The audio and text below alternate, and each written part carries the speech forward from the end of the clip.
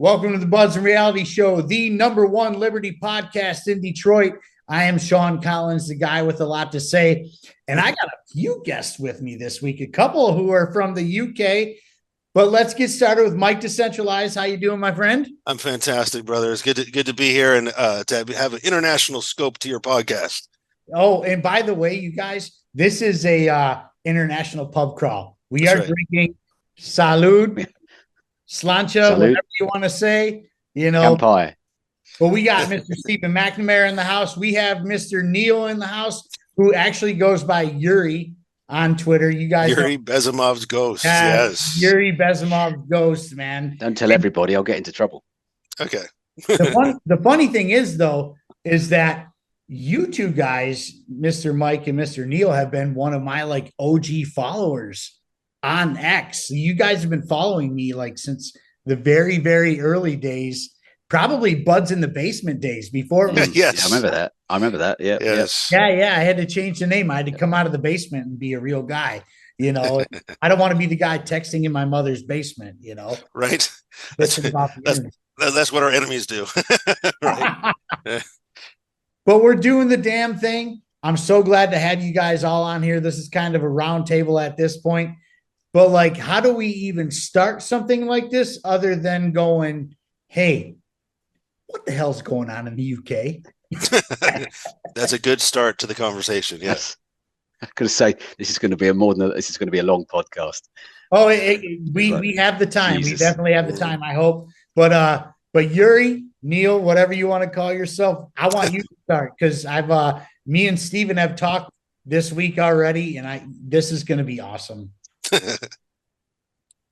It's the culmination of probably 50 years of the long march through the institutions. I mean, I've been on this kind of libertarian journey for probably 30 years, and when I was a student, actually, I'll never forget when I'm from a sort of pretty traditional sort of working class background, and I was lucky I ended up getting grades and going to university. And it was a bit of an eye-opener, actually, because I imagined, it would be very meritocratic, and very focused on, improvement and learning. And it was my first experience of sort of champagne socialism, shall we say, where I had, wealthy middle-class students telling me from a working-class background what working class people want and what we need, and I'm like, yeah, hang on a minute, we don't. Okay, that's not what we need. Right.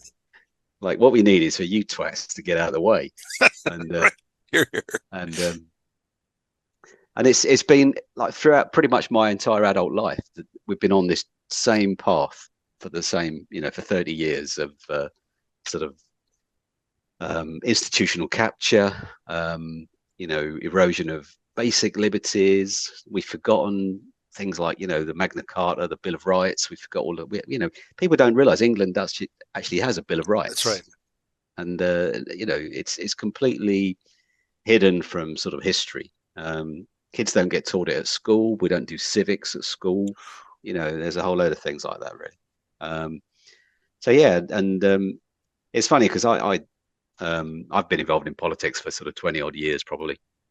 And in fact, it was getting involved in politics that made me realize how toxic it is and what a sort of absolutely parasitic, dysfunctional community it is, really. And so that was a sort of a first taste. And then what was I going to say? And I think we've had sort of the progress towards collectivism, really. I suppose that's I'd struggle to come up with a word because I don't like to use communism or socialism or Marxism, because you've got just as much of a kind of statist view from the sort of the right hand side of the spectrum. And fundamentally, I think the word I prefer is collectivism, because everything is about the greater good, and sort of sacrificial altruism, whereby if it's not hurting, you're not giving enough. Screw that. Um, and so yeah, it's funny really. So and it's a very strange place to be at the moment, England. And well, Britain, because I mean, interesting. I'd be interested to get Stephen's. I know Stephen's a Scottish sort of nationalist in the broadest sense, not in a pejorative sense, Stephen. But you're in favour of independence, I think. Am I right? Yes, but independence for the individual. Yes. And it's like people do call me a nationalist from time to time, and it's probably completely incorrect. Yes, if there was a referendum tomorrow, I would vote for Scottish independence. But equally, if there was a referendum tomorrow to decide whether to abolish Holyrood and just have one single government at Westminster, I would do the same, because you're getting rid of a whole bunch of wasteless politicians. Ideally, Westminster maybe have I would prefer to see a more representative model rather than the first past the post. But, if there was a vote tomorrow to get rid of one of them, I'd vote to get rid of one of them. Doesn't matter whether that was independence or just back to the UK. Voting to get rid of both at the same time. Now that would be that would be perfect. Wouldn't that be wonderful? Would that be just as solid as like the no to vote here in the United States? Like, would that be just as relevant or not so much? You're talking about the none of the above. Yeah, the none of the above. No to the above. Like, that's what I'm pushing this year for the president of the United States. None of the above. States. I support no one. I am not voting for that. I'm writing in Ron Paul for one last time. Right. He's the greatest to ever do it. But, is that something that, is like what you're talking about here? Yeah, I mean, it's not an option, like there was a actually not as many spoiled votes at the last election as I think people expected. I think because we had the emergence of Reform. So there's this new party called Reform. Well, It's been around for a couple of years. And but they suddenly got some serious traction. I mean, they got, what was it, about over 4.1 million votes. Yeah, 4 million votes. That's no small feat. Holy shit. And it's interesting, actually, that's almost the same. I mean, that was out of, 25 million votes, I think. I can't remember. Right.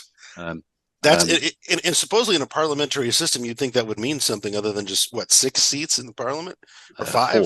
Four seats. 4 seats. Yeah. 4.1 million. Okay, whatever.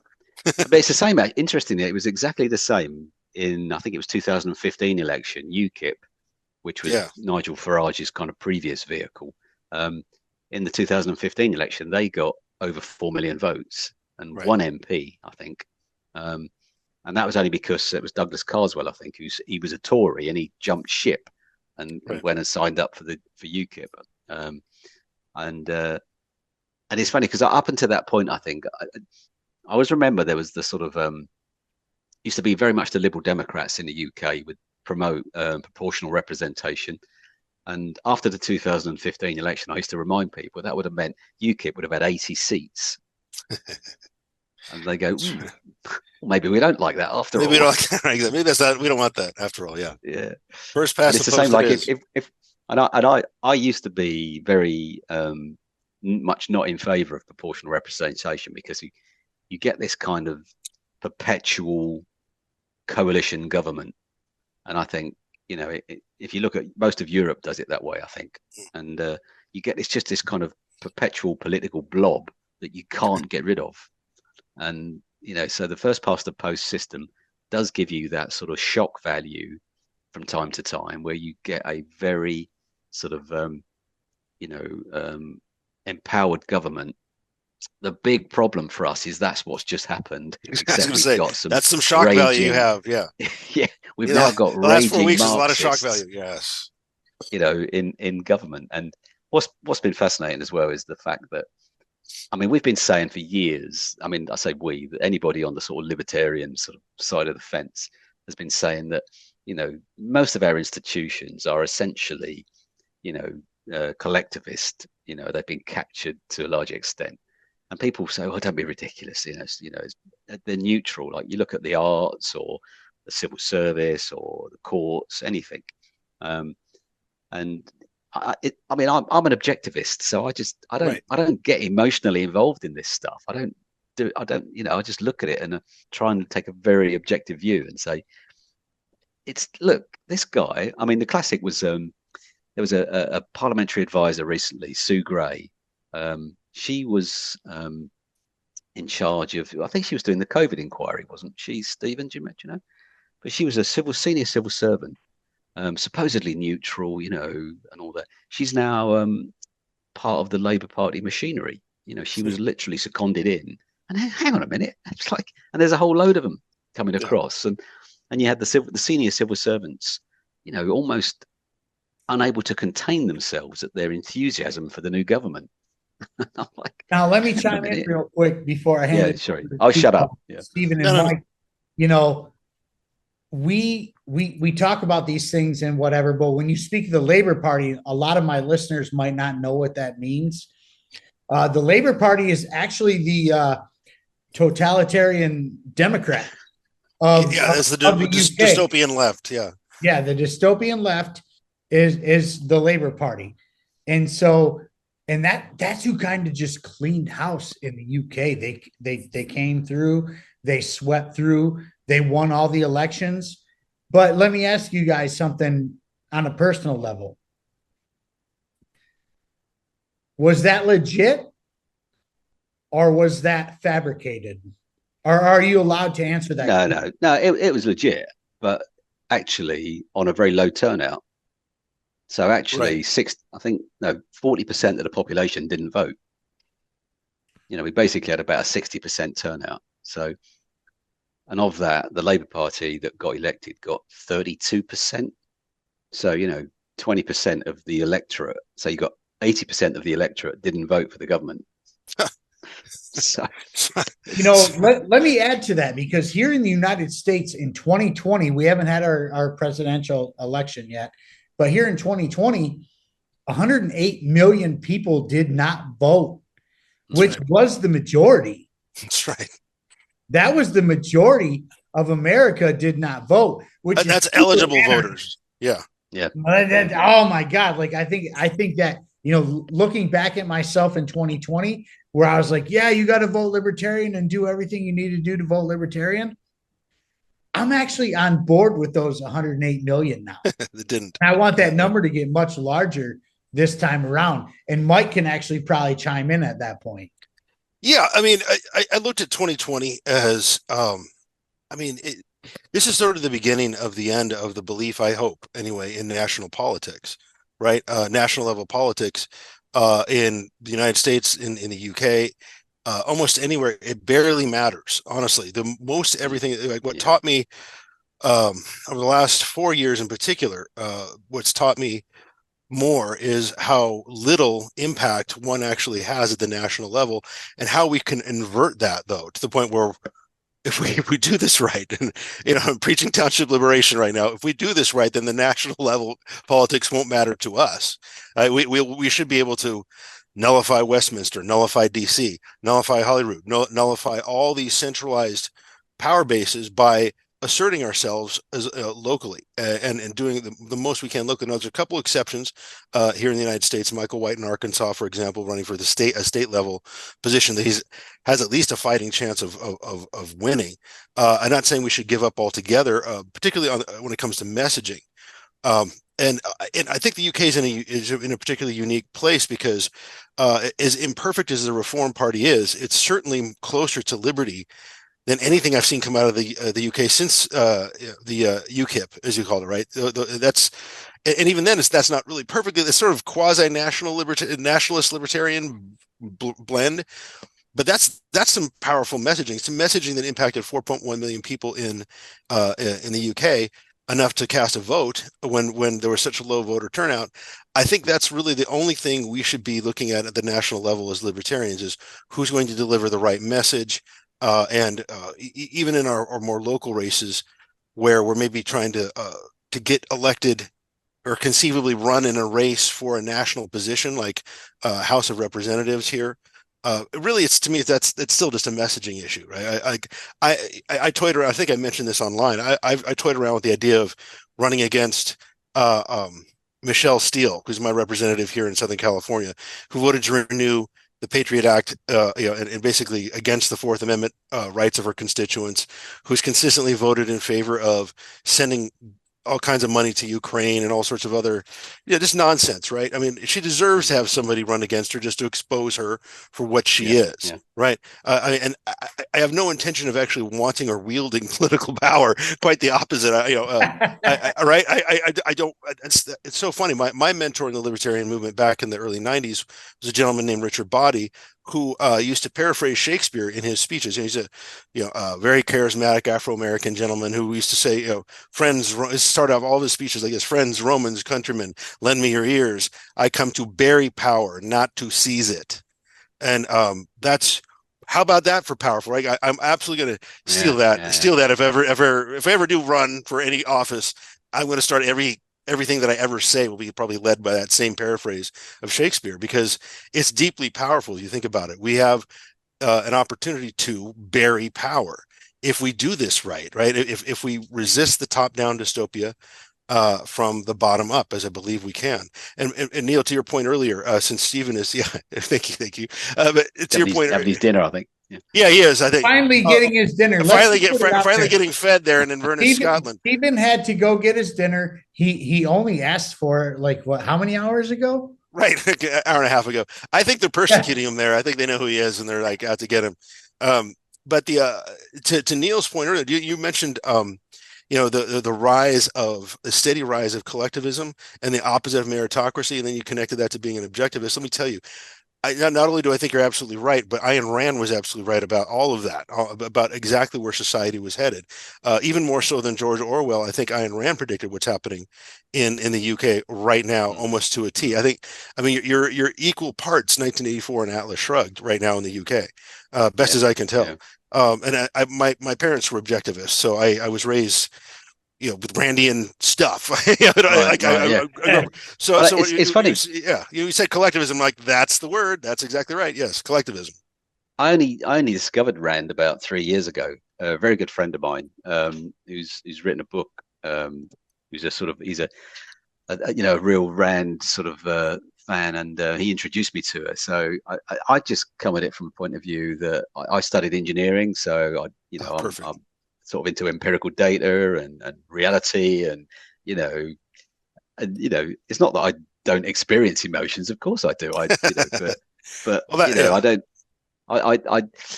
sort of got the capacity to sort of just pause when you're going to make some emotional decision and say, well, hang on a minute, does this make sense, or does this stack up? And I was just looking at, just coming back to your point, Sean, about elections now. I was just looking at the turnout in the election was 60%, and it was the third lowest turnout in elections and referendums since 1918. Holy shit! So, and there's this little thing called World War I going on at that time. Yeah. So people might have been a bit preoccupied at that. Might have been, right, exactly. We're on our way to World War III, you guys. Let's hope not. But yeah, this is great. I mean, this is going to be a glorious time to be alive. It's like old Chinese proverb. Was it? It's like about to be cursed to live in interesting times. Yeah. But like you guys who are in the UK, you and Stephen both, is this something that you guys feel like you can get your way out of, or is this something that you need to seek refuge from, I guess? Oh, that's a really good question, actually. A lot of my contemporaries have talked about, we talk regularly. I'm in a couple of groups of some great people, really, intelligent, well-connected, people that are actively looking to move overseas somewhere. And a good friend of mine has just sort of made arrangements that she's going to Brazil, and she's got sort of Brazilian heritage, and so she's going to be moving over there. I've got sort of another one of my friends is actually living in Serbia at the moment and loving it, actually, absolutely loving it. And the thing that I mean, and I again, there's a lot of stuff that I don't necessarily see it as like we're not going to collapse or anything like that. There's not going to be, but nothing works. Nothing works. I mean, like, we created the Industrial Revolution. I mean, I had an interesting conversation the other day. Like, I'll nail my colours to the mast early, right? I think we did go to the moon. Okay. I agree. So I agree. And I tell you why, because like I was having a bizarre conversation with somebody the other day about the moon landings, and they were saying, well, they're talking about the lunar module, and I said, that didn't fly to the moon, don't you? It was inside this massive rocket, it's cargo basically. And not only that, like, if you think back, like the British aerospace industry, for example, in the 50s and 60s, we probably were leading the world in aerospace. We invented Concorde in the early 1960s. Concorde's first flight, I think, was 1971. So we had transatlantic supersonic passenger, travel in 1971, 50 years ago. And so, and the appetite for risk is the other bit I always talk about, that people kind of, they equate the way we do things now, where everything is like, all risk is eliminated, basically. And you think about the guys that were doing the sort of the X-plane, flights back in the 50s and 60s, Chuck Yeager and all of his contemporaries. The attrition rate was probably about 1 in 10 on those pilots, So, the idea that we couldn't do it is because people, I think, are looking at our current sort of appetite for risk and our current appetite for, pushing boundaries, really. And we've lost that ability, I think, to really push hard at like impossible goals. With great risk sometimes. But so anyway, I don't know where I've diversed. I get that. I think what you're saying is people are preferring security to dangerous liberty, and I think we're being conditioned to do that. And Western civilization has really started to be aggressively anti-risk. When if you think about the whole thing that made Western civilization what it is, my ancestors, the Greeks, then the Brits, and then now America, supposedly, just took the mantle of Western civilization. If it was a torch, it's being extinguished right before our eyes, because of that aversion to risk, and because there wouldn't have been an advancement of Western civilization, good and all the good and the bad, if it wasn't for people being bold as hell, like taking risks like it was nothing. And I mean, God, how did any of us survive the bloodbath of the 20th century if it wasn't for people taking massive risks? Well, I was thinking about it the other day. I mean, I was chatting to my son actually yesterday. I can't think what we were talking about, but he's just graduated from university, so he's sort of out there looking for jobs, and I've been pushing really hard to say, look, take some risks. We're lucky, we're in sort of financially in a good position. So, he doesn't have to go out and earn, a huge salary. He hasn't got to pay his rent, so, go and try a few things, if you screw up, just learn from the experience. And it's fascinating that there's this sort of, there's this need to kind of be very conventional, I suppose. And so I'm trying very hard to sort of make sure he does something, because one of the things I've learned in my sort of working life as well is that if you do stuff you like, you tend to be really good at it, right? Like, and it comes easy. If you're doing stuff that you hate, then it's a real struggle. So anyway, so I don't know. I was rambling off at some tangent there, but this appetite for risk is what's going to be the UK military's downfall. If there was you've seen what they're doing. They're consistently hiring DEI hires. Yep. And everything they do, the risk is near enough eliminated. So all their equipment is being, there's tons of equipment that gets recalled simply because it's not been designed. There's been some sort of design flaw in the defence side of it. So, armour plating for vehicles and stuff like that. and they do fear people being their own people being killed, and that's going to be the downfall, because the other side, whoever they happen to be fighting in the next world war, is going to just throw caution to the wind and say, you know what, we're going to try this and see if it works. And that sort of that's the unintended consequence of this health and safety stuff, is you're not going to expect the other side to discard of the risk, and it will catch you off guard. Now, let me ask you guys this, especially you, Stephen.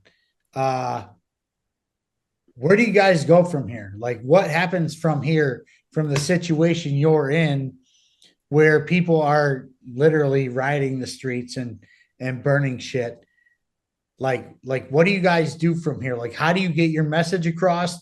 How do you save the situation? Or is there any saving it at all?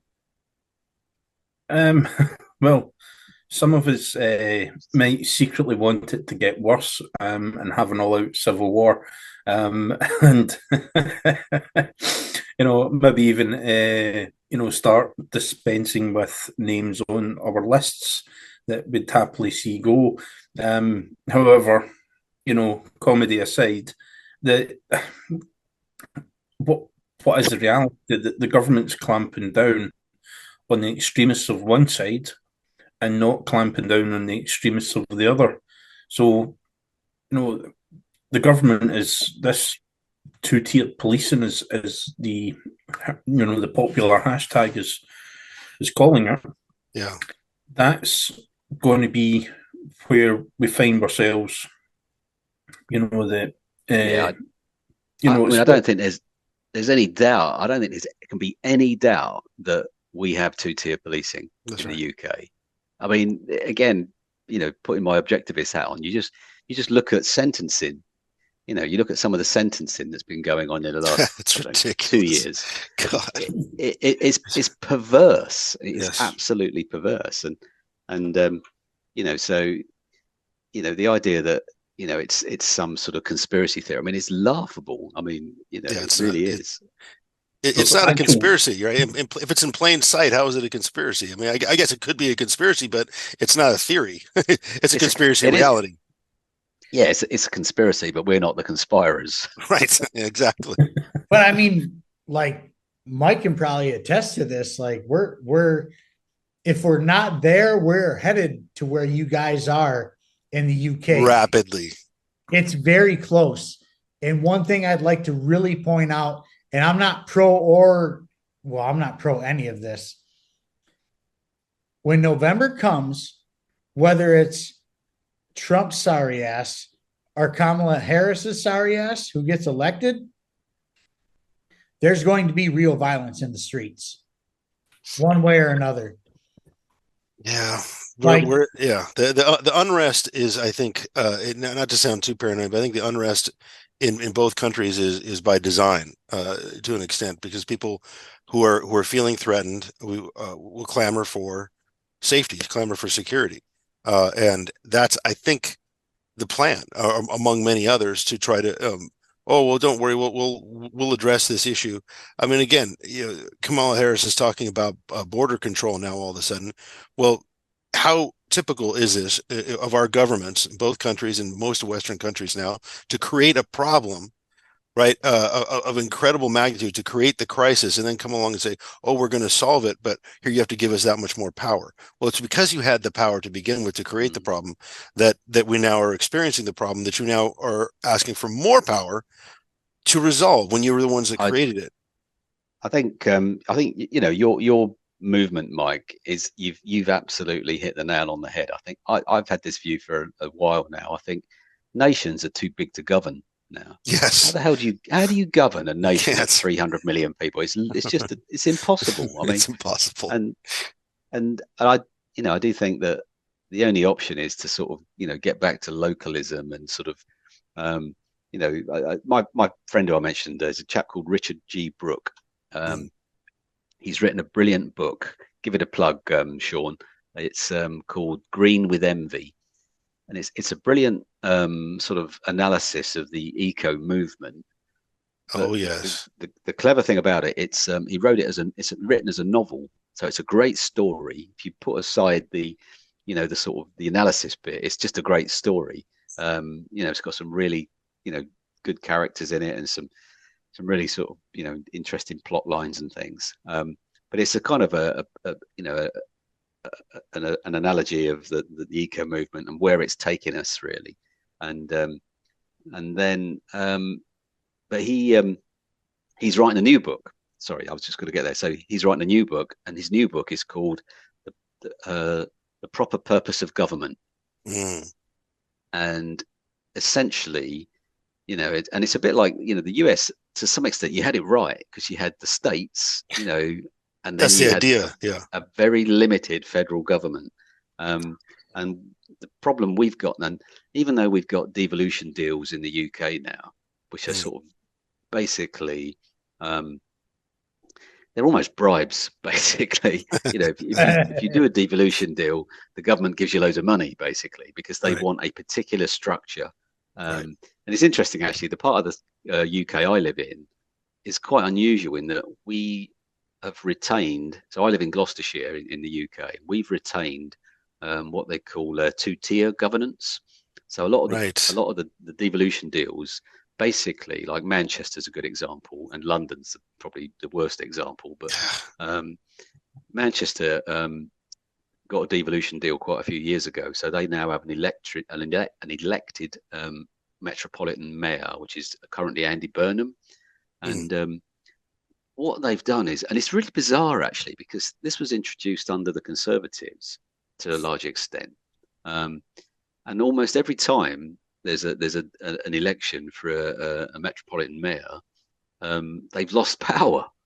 It's like it's been quite bizarre. And what they've done is they've created these kind of fiefdoms, that have become almost personality cults now.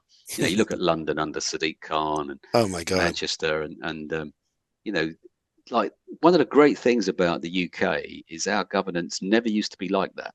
We always had this much more devolved kind of almost committee-based system. Right. We didn't have the presidential system. You had a prime minister, but you had cabinet, and you had parliament. That and so we had a very sort of robust system in terms of checks and balances, so that you didn't have too much power invested, in central government. And over time, that is gradually eroded now, and that. Even in the UK, although we don't have a presidential election, we do have a kind of almost a presidential system now where, go back to Tony Blair, really. I was thinking probably started with Tony Blair, that, there was this kind of centralization that went on. What about Margaret Thatcher? Yeah, I mean, that's probably Thatcher's probably there's, we've always had high profile, but then I think like Thatcher, Thatcher was a problem, right? You know why Thatcher was a problem? Is because she's the one who brought the United States involved with the Iraq-Kuwait problem in the early 90s. That's why. Right. Yeah, her foreign policy sucked as much as Reagan's did. Let's just be straightforward about that. Because, and that's for me, that was the beginning of the UK being way too powerful in American politics, because she literally told George H.W. Bush, when Iraq first went into Kuwait, it was just kind of a turf war, like, because there was a gas line or an oil line on a border that really nobody claimed.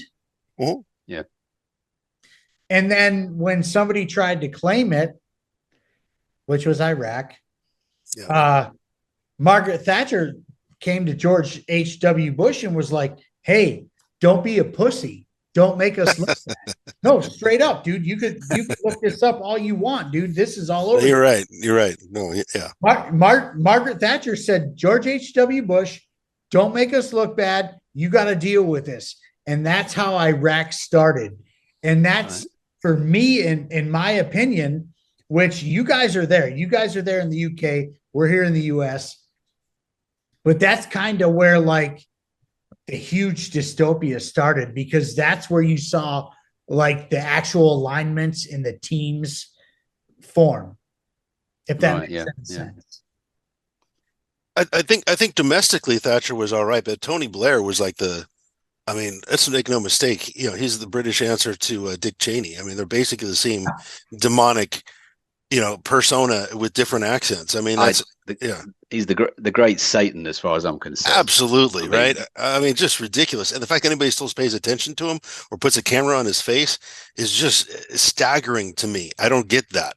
And same thing with people who take Dick Cheney's words seriously. The guy should be locked up with Tony Blair in a dungeon somewhere. They should all be locked up for being the bloodthirsty war profiteers that they are. Boy, Sean, you really hit something hard. Literally the worst things about American politics and culture have been emulated by the UK, just as the best things have. Right? I mean, I was kind of thinking about that, musing on that a while back on Twitter or X, whatever. And I was thinking, God, Americans sent Chuck Berry to the UK, and the UK sent back the Beatles. Americans sent the blues to the UK, and we got back Led Zeppelin. I mean, those are good trades, right? That's a good deal. Those are good deals. We improve. Yeah. It's like we managed to improve on the good stuff, right? Yeah, there it is. Yeah. But that's the thing. We actually exchanged some good things.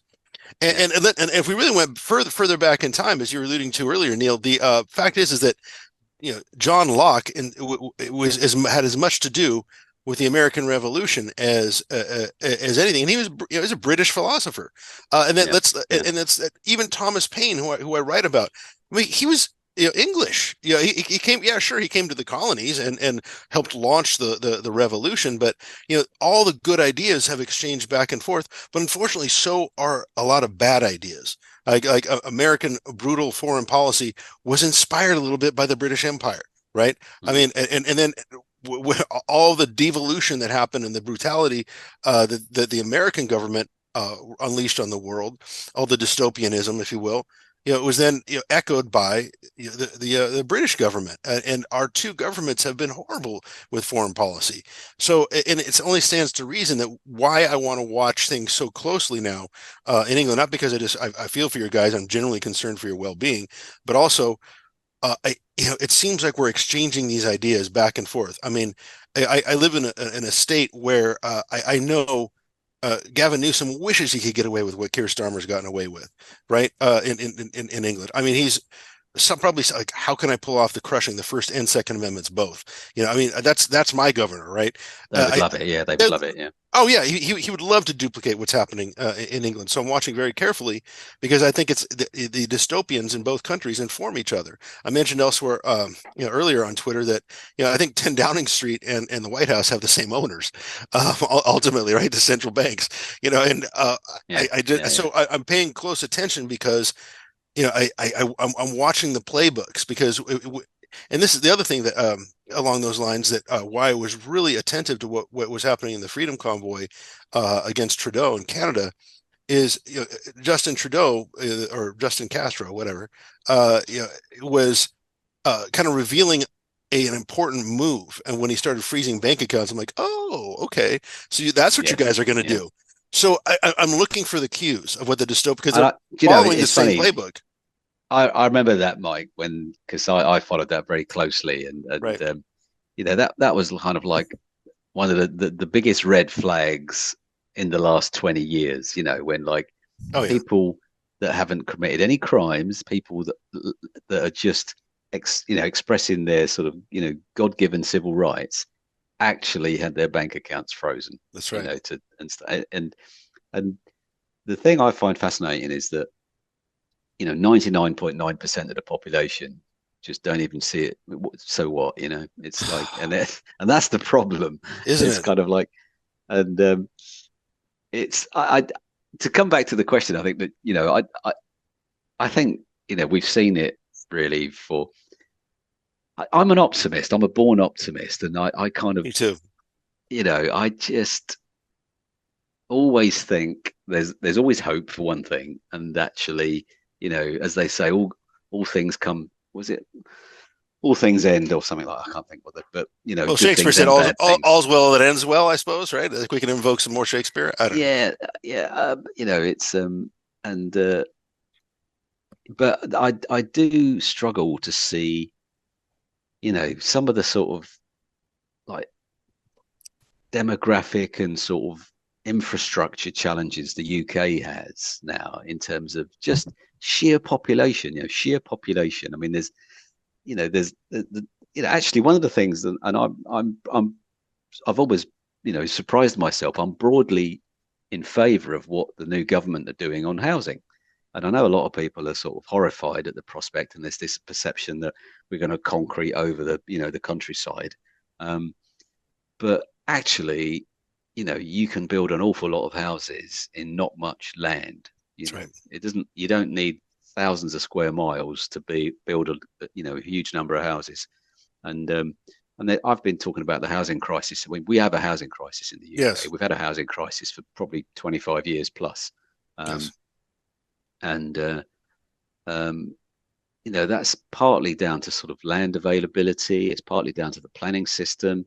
It's partly down to sort of vested interests. Developers don't want to, put lots of houses on the market. There's a thing they call the absorption rate, which is basically the rate that you can sell houses and maintain your profit margins.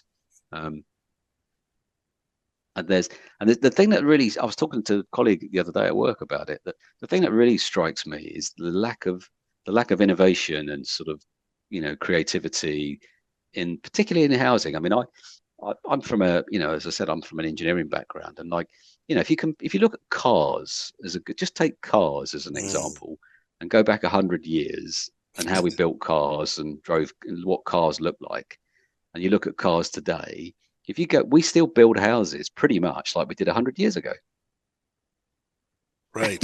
We dig holes in the ground. We make them out of bricks. We use cement and stuff, and then we do a few nice little things. But there's been so little, innovation, and there's and that's a lot of that's tied into the banks in terms of what they'll lend money against. Oh, you're speaking my language. Yes.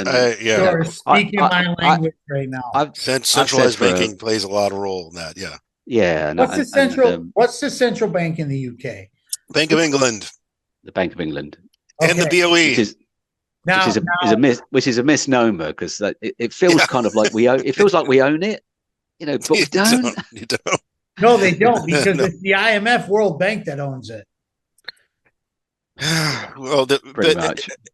And the BOE needs to trend like in the Fed. I even, our friend Econ Bro from Nigeria, as they have the Central Bank of Nigeria, I think they should have posters that say end the CBN. I mean, just end the central banks.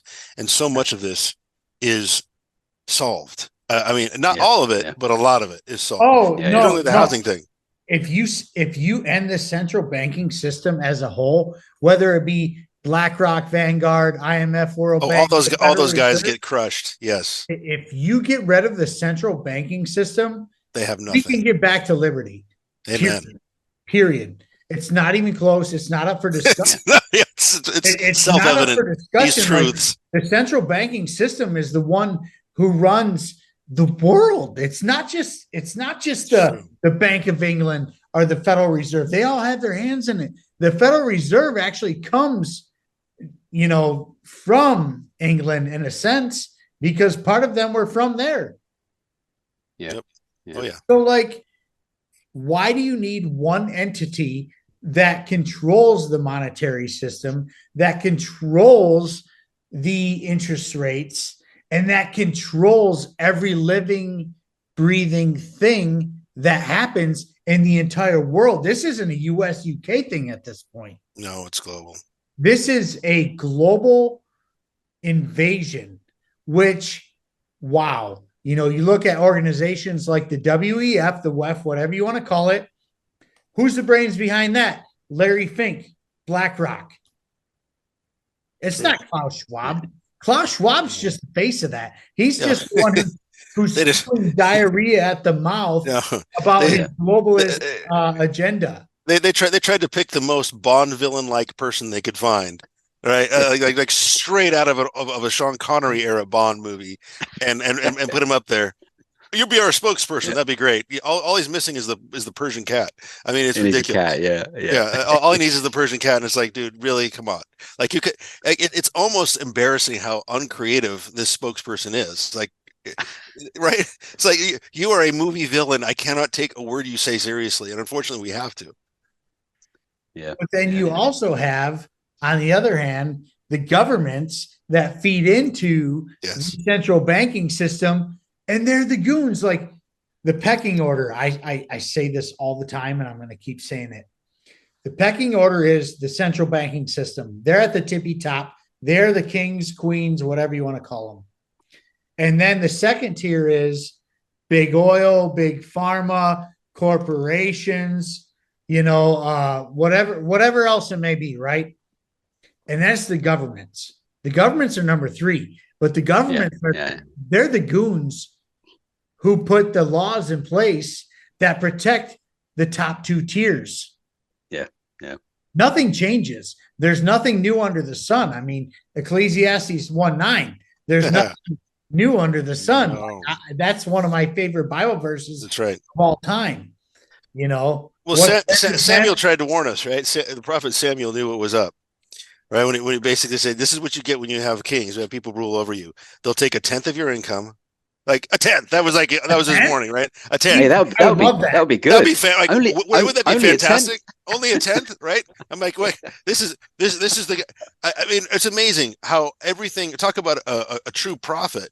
That guy literally predicted what would happen to all of civilization. Forget Western civilization, all of civilization. Yeah. This is what you get when you have kings. And the cool thing about it, before that, how was ancient Israel run? It was run by essentially 12 extended families who occasionally got together. They had a court system for a redress of grievances and would get together to form national defense. Like, good God, that was perfect. That's the era of the judges. And Samuel's like saying, look, it's not perfect, but this is what you're going to get if you want to be like other nations. You want to have some sort of centralized power. You're going to get screwed over by this political class. We're still living in Samuel's prophecy come to life. That's my favorite. 1 Samuel chapter 10, my favorite. But yeah, that's... Yeah, I need to read more Bible because I don't know any of this stuff. Everybody needs to read more Bible. Yeah. Everyone needs to read more Bible. The Bible is the greatest book ever written. Period. I'll give you. Well, I see somebody who's a fan of Ayn Rand, like my parents, would absolutely disagree with that. But I can tell you, from somebody who was raised by objectivists, I can provide for you the libertarian, even objectivist friendly interpretation of certain key Bible concepts. Right. Yeah, I mean the fact is that Jesus Christ, without trying to preach, brought an inverted order to the world, because until Christ came, nobody. All you had was the world order, the world system, which was all about it's all about centralized power.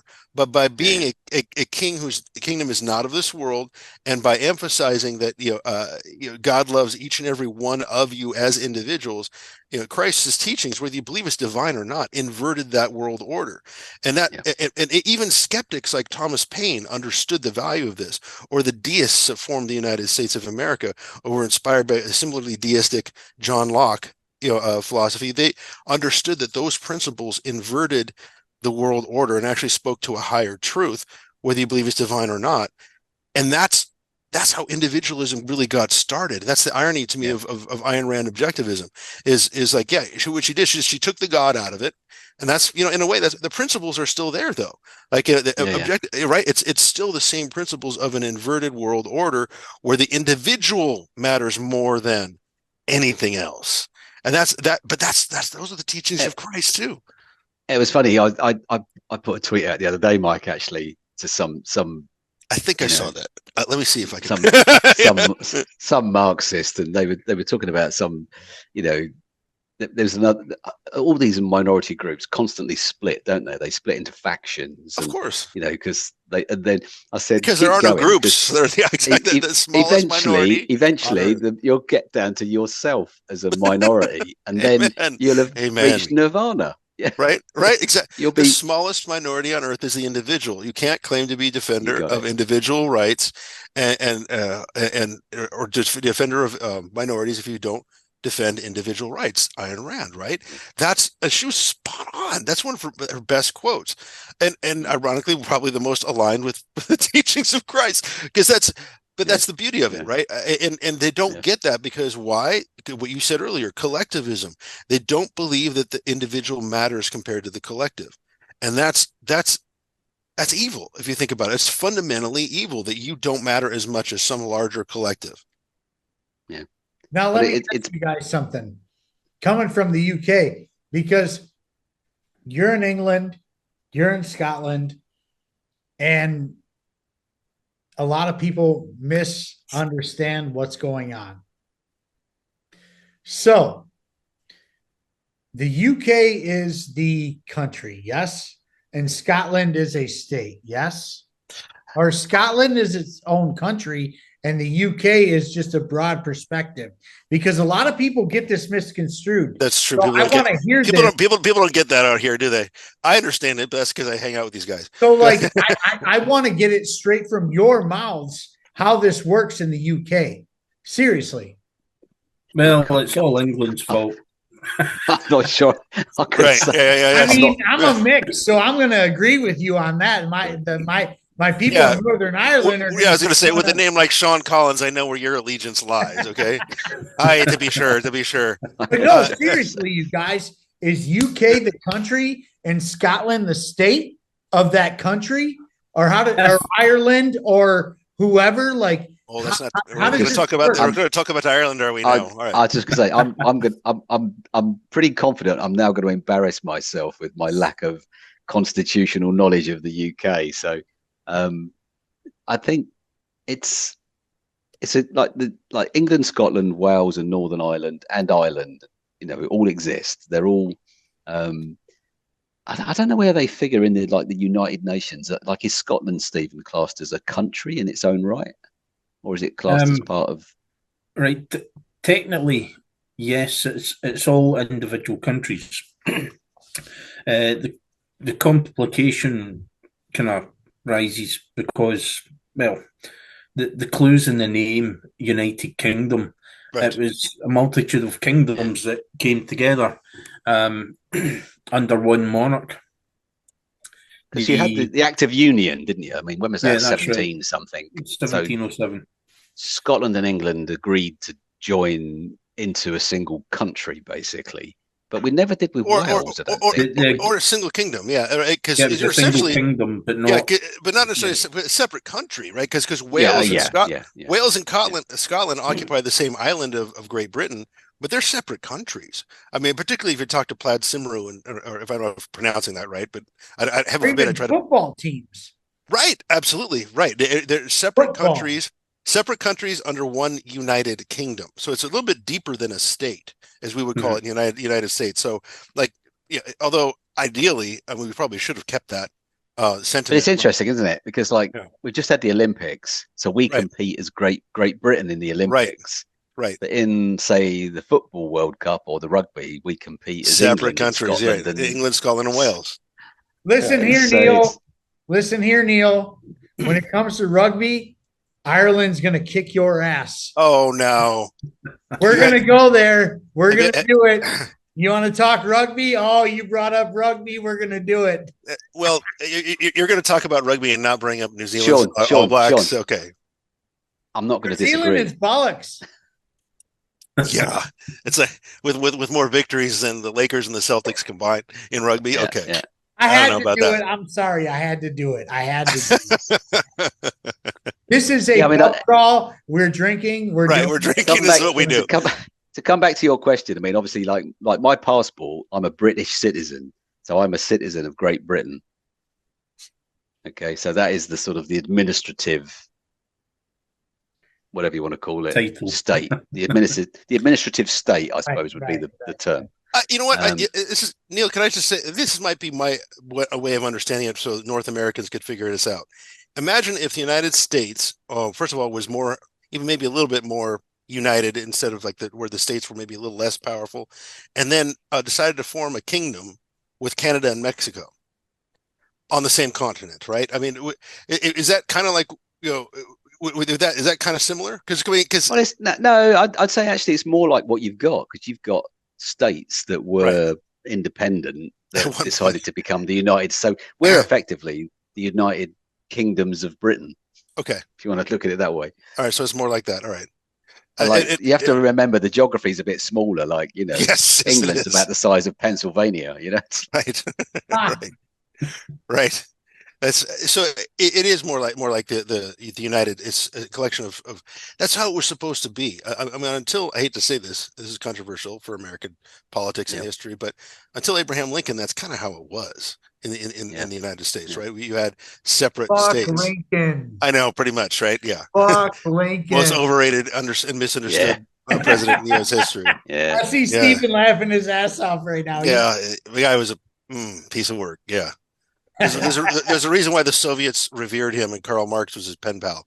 Let's just put it that way. Oh, yeah, it's like that. Oh, it's like that for real too. It's like that for real. It's like, Decentralized is saying the quiet part out loud. I'm saying the quiet part out loud. It's back to the it's like you know, we were talking. It's like politicians, isn't it? Politicians with grand schemes of utopia. You know, whether you know, and they always, you know, think they can create utopia if you get like enough tax and the right policies. Right. We're gonna save the world by collecting more money to protect you from the weather. Or any excuse to centralize power, right?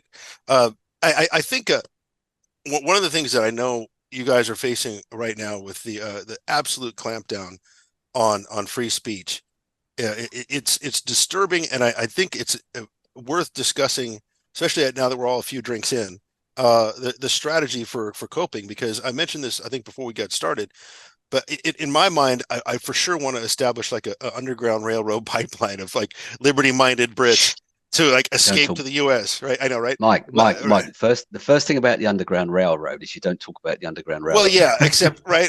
Okay, first thing about Fight Club. But I mean, but the point being is like I want to. Okay, so it's not so underground. I'll be above ground. But the point is get people at least some kind of an escape route just in case, and make it easy to get over here to help us. If nothing else, I mean, you'd be welcome in the United States to help prevent us following suit. Even though we have, you know, and I've had this discussion before, but even though we have a First and Second Amendment, I guarantee you they're working tirelessly to try to circumvent and negate and ironically nullify the rights enshrined in the First and Second Amendment, as well as the original Bill of Rights. We have a Fourth and 10th and the Fourth Amendment's been obliterated. Yeah, right. The Fourth Amendment's been obliterated, though. Can we be? Let's just be honest, right? Well, they do it every day. They do it every day. They're doing it. We have a surveillance state that's unmistakably oppressive in the United States, but put it to another way, it's still better. I have to admit, we're still a little bit better off. And if we have to, we'll import a bunch of liberty-minded people from Great Britain to help it from getting any worse here. That's a viable strategy. At the same time, I want to build local resistance help build local resistance in the UK as much as I want to do it here in the US. For that matter, Canada, although I think Canada's maybe in worse shape because I mean they've had their bank accounts frozen and God knows what else.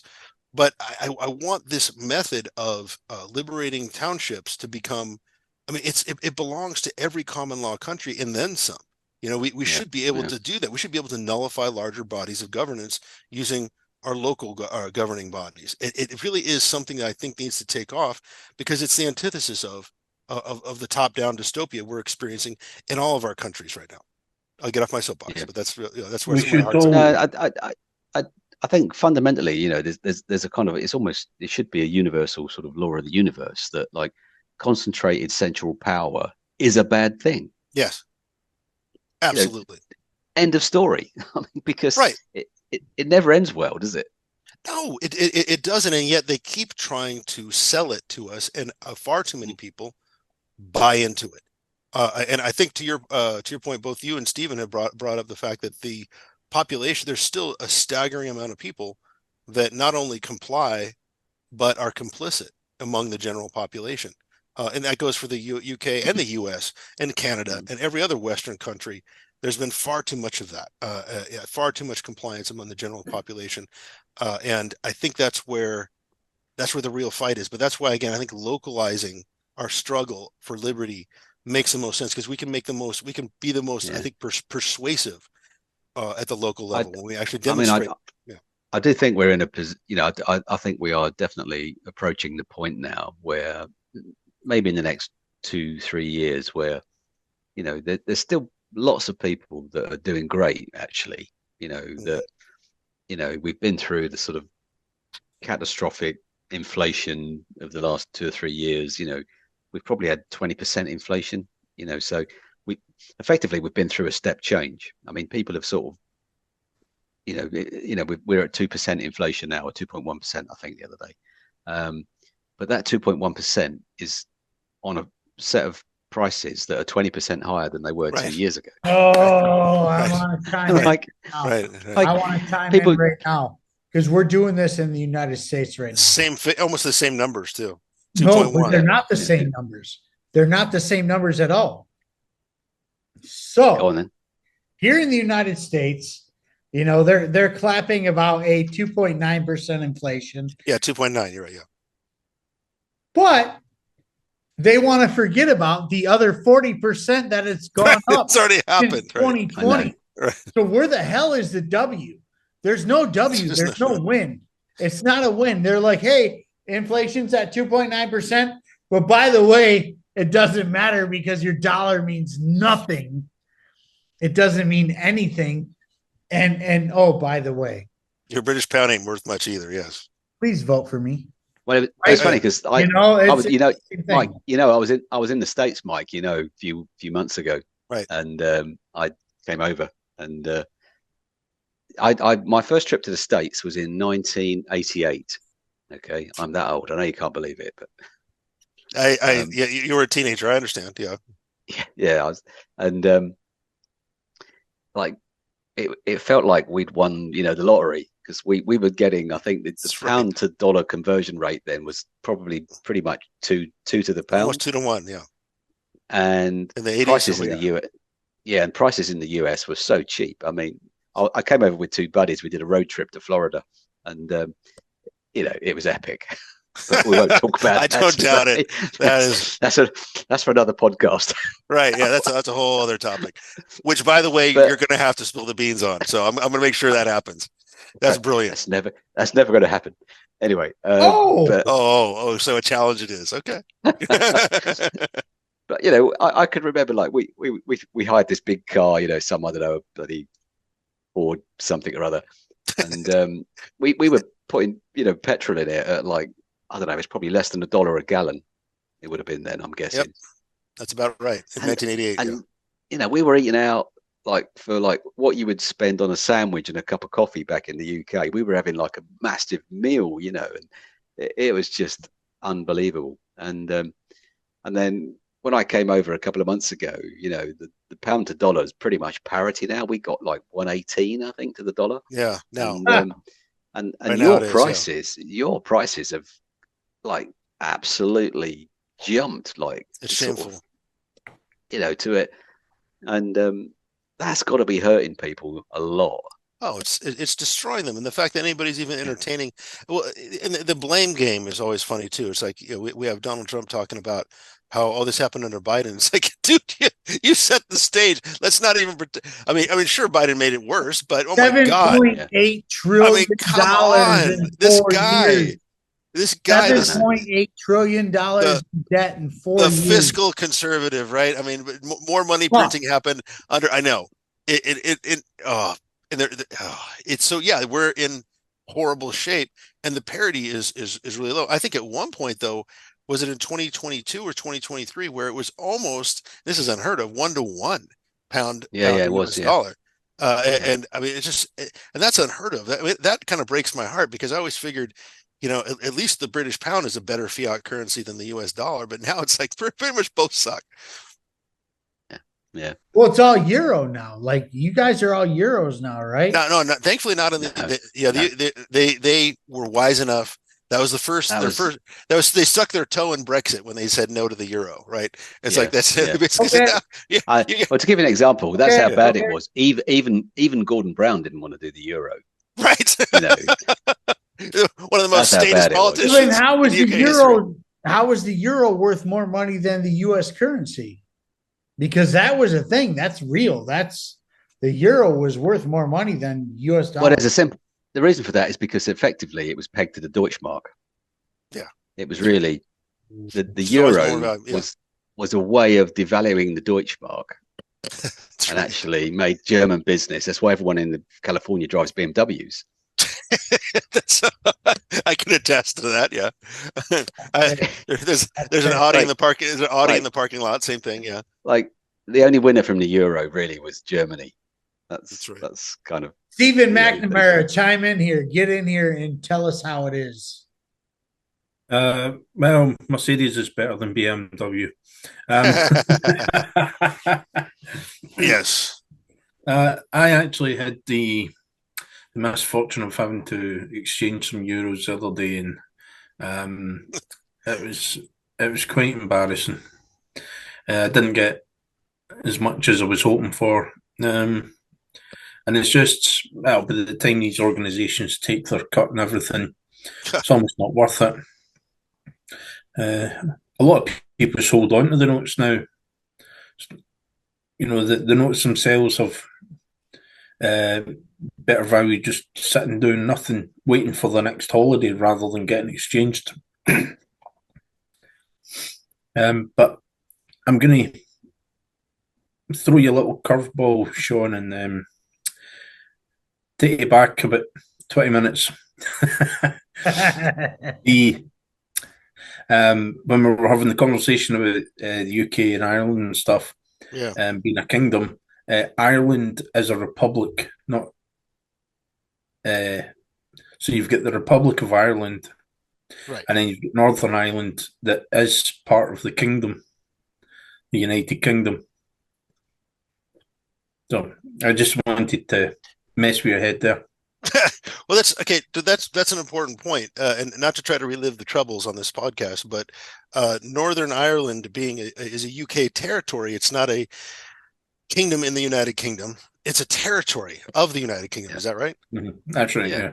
Which is kind of like Palestine? Oh shit. You know what? Oh wait, I just said that out loud. You did, didn't you? Let's fuck everybody up right now. Let's fuck everybody up right now. Northern Ireland and Palestine have something in common. Right. They have something very in common. This is Sean Collins is living true to his name right now. Bastard cunt fuck. Is he any relation to Michael? I'm wondering. Michael Collins, or yeah, I imagine if he was, then he'd probably be more supportive of Northern Ireland, right? Because Michael Collins helped make that happen, if I understand correctly. The partition of Ireland, right? I mean, we're just being real. That's all. This is what you get. This is what you get on Buds in Reality: is honest, unmerciful, and real. It could be Michael Collins. It could be Sean Connolly as well. It's the only way. It's the only way. I'm just enjoying listening to different opinions instead of being asked for mine. It's a refreshing change. And is it hurting you, Stephen? Is it not causing you trauma to hear opinions you don't agree with? Maybe. You know, surprisingly not. You know, more people should try this. I know. Oh my God, are you kidding me? Wow. We can't have that now. Come on, let's not go too crazy. I think we need to hear more of this. Like, none of this offended you at all. Well, other than your head, no, nothing's offended me. Yeah. Holy but we're in a competition. See who can get the shortest hair. We're gonna say it out loud now. People in Europe are not pussies. Well, yeah, a certain population, right? No, seriously though, like people in Europe are not pussies. Like they're not gonna have the shit. They're not gonna put up with this shit. You have Northern Ireland, who's still kind of under control under England, but they're done with it. No, we're there. We're there. And it's going to be great. I think there's something to be said about speaking of importing ideas from other European countries. This is what I think is really cool about, and Stephen, I want to get your thoughts obviously about this, but I hate the term direct democracy, or I hate even just democracy, but the direct democracy movement in the UK in particular is trying to import the concept of Swiss governance, which is much more decentralized. Right. And I think that's exactly what the UK needs. It's what every European country needs. And if we're gonna, in fact, for that, plus also the Swiss method of citizen armament, I don't think the UK is ever going to embrace a Second Amendment, but I do think it can embrace. And Neil and I, we've talked about this. I do think it can embrace a Swiss model of civil defense. I looked at that the other day. Switzerland has the third highest level of gun ownership on the planet. Yes, and wouldn't that be great for the UK? US first, Yemen is second. As it should be. No. Yemen needs to be. And then Switzerland is the third highest rate of gun ownership. Fantastic. Let me catch you as a fish right now. Reel it in, reel it in. Yemen? Right. Yemen, yes. Because, to answer your holy point, shit, like that's a big deal.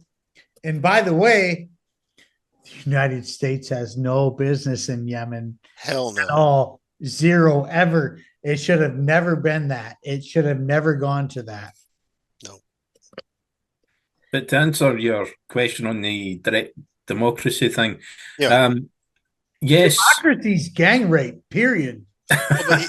Yes, but it's poorly named, I think, but I understand what they're trying to do. They're trying to decentralize the UK government as an example of from the Swiss model of governance, which is much more regionalized.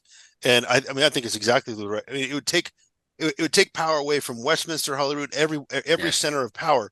So it's a good thing with a bad name. My take, anyway. Okay. Possibly, yes. The downside of it, the unintended consequences, that it's still a democracy. It's still populism. If something being popular doesn't mean it's right. And if you've got more frequent voting and smaller voting areas and stuff like that, you're going to get these extreme little bubbles popping up more rapidly than what we see with the big central governments. But the good side is that smaller areas, you can move easier to an area that you maybe agree with more. Right. Yeah. So in other words, your one region can vote itself into even more dystopia than another, and you just simply move to. But it's easier to move from one region to a next, especially in the UK, where the whole country, you're about 8 to 10 hours apart from each other, right? From one part, as opposed like that's like basically like watching California break up, right? Into different regions. A county in California saying, okay, we love Gavin Newsom. We're gonna be even more dystopian than Gavin Newsom. And another one, like where I live, would probably be like, screw you. We're doing our own thing. One party can move to the other part of the state without even having to really travel. It's not that big of a deal to shift locations to a freer region. So that's the plus side of a decentralized government. And that's, I think, how Switzerland works for all intents and purposes, right? As a country. I also, like I said, as far as European countries go, they're the closest to American level of armament, of civilians is anything. And I would desperately want to see that happen in the UK when you have knife wielding maniacs just running rampant with the support and protection of the police. Of course, I want to see citizens armed by as quickly as possible. I think you got to put it into context, Mike. Actually, I don't feel unsafe if I go out at night. There are parts of London, maybe, that that's any big city. Yeah, I mean there are literally, and it's that it's just I don't know what the stats are actually, but I would imagine like in real terms the stats are probably still quite low. But there are definitely certainly parts of some of the big cities that you wouldn't go into at night. And I think I don't think you could do a Second Amendment type thing in the UK because like the US grew up with it. You were pioneers. You needed guns because you were shooting bears and Christ knows what else when you trying to make we were also shooting some other people. You shoot tyrants. Fuck the bears. Yeah, we're shooting the tyrants too. Yeah, the tyrants. Yeah. Fuck and the indigenous tribes as well, obviously. But unfortunately, we don't talk about that, obviously. Well, we should, but yeah. I was going to say, it just like we. And Switzerland's are very different. I used to do a lot of business in Switzerland. I've been there many times on business. And like one of the things I remember actually, I started going over there in the sort of early 90s. And they have this system called the canton system, like you say, the regions, and they are very autonomous, and they have a lot of power relative to the sort of, state government. The guy I used to deal with, he was a terrific guy. But he was a reserve colonel, I think, in the Air Force. Okay. Because pretty much at the time, like everybody had a reserve role as well, because they'd always had this neutral stance in terms of sort of conflict. But the interesting thing was, although they were neutral, the entire nation was geared up for like war. Oh, yeah. Absolutely. Like but that's place I used brilliant. To go, I like that. Yeah, I know. The place I used to go was a machinery company in a really nice town called Thun, near Interlaken, and all public buildings. I don't know that they still do it, but at the time, all public buildings in Switzerland had like nuclear fallout shelters, and so we used to go down into the changing rooms, and they had a foot thick like blast door, and like all the facilities down there, like air recycling facilities and all sorts of things. But that was just like they used it as their washrooms during the day. But if everything went, kind of bad, they also had this amazing like civil defense system that would probably nobody would ever invade Switzerland. You just couldn't, it'd be impossible. But they've got this real, it's a very sort of homogeneous, orderly society. That would not work in England, I'm afraid. Well, no, that's true. Yeah, I'm not even sure I'd trust myself with a gun, let alone some of the people I know. But another positive side of things that they have is that they don't go about sticking their nose in other folks' business here in the first place. So that's so true. Nobody puts a target on their back. That's right. You don't see like people wanting to get retribution for Switzerland's interventionism abroad because they don't do it. That's true. Yeah, because they don't do it. There's no blowback, as Ron Paul would say. Do you know? It's funny.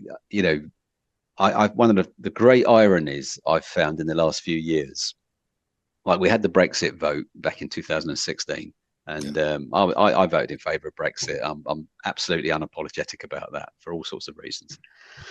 But one of the things that used to make me laugh that at the time we had like the one of the criticisms you would get from people about the Brexit vote is this, that you're clinging to empire and you're trying to recreate and I'm like, I don't know.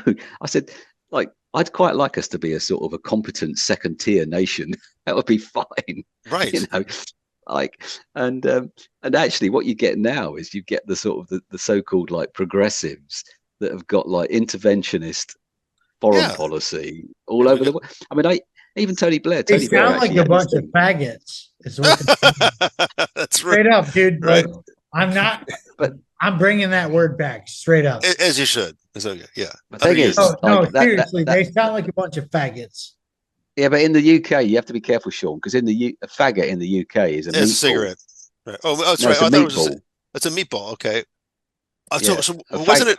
Isn't it a cigarette, or that's just it's a blown out. That's okay. Yeah. Okay.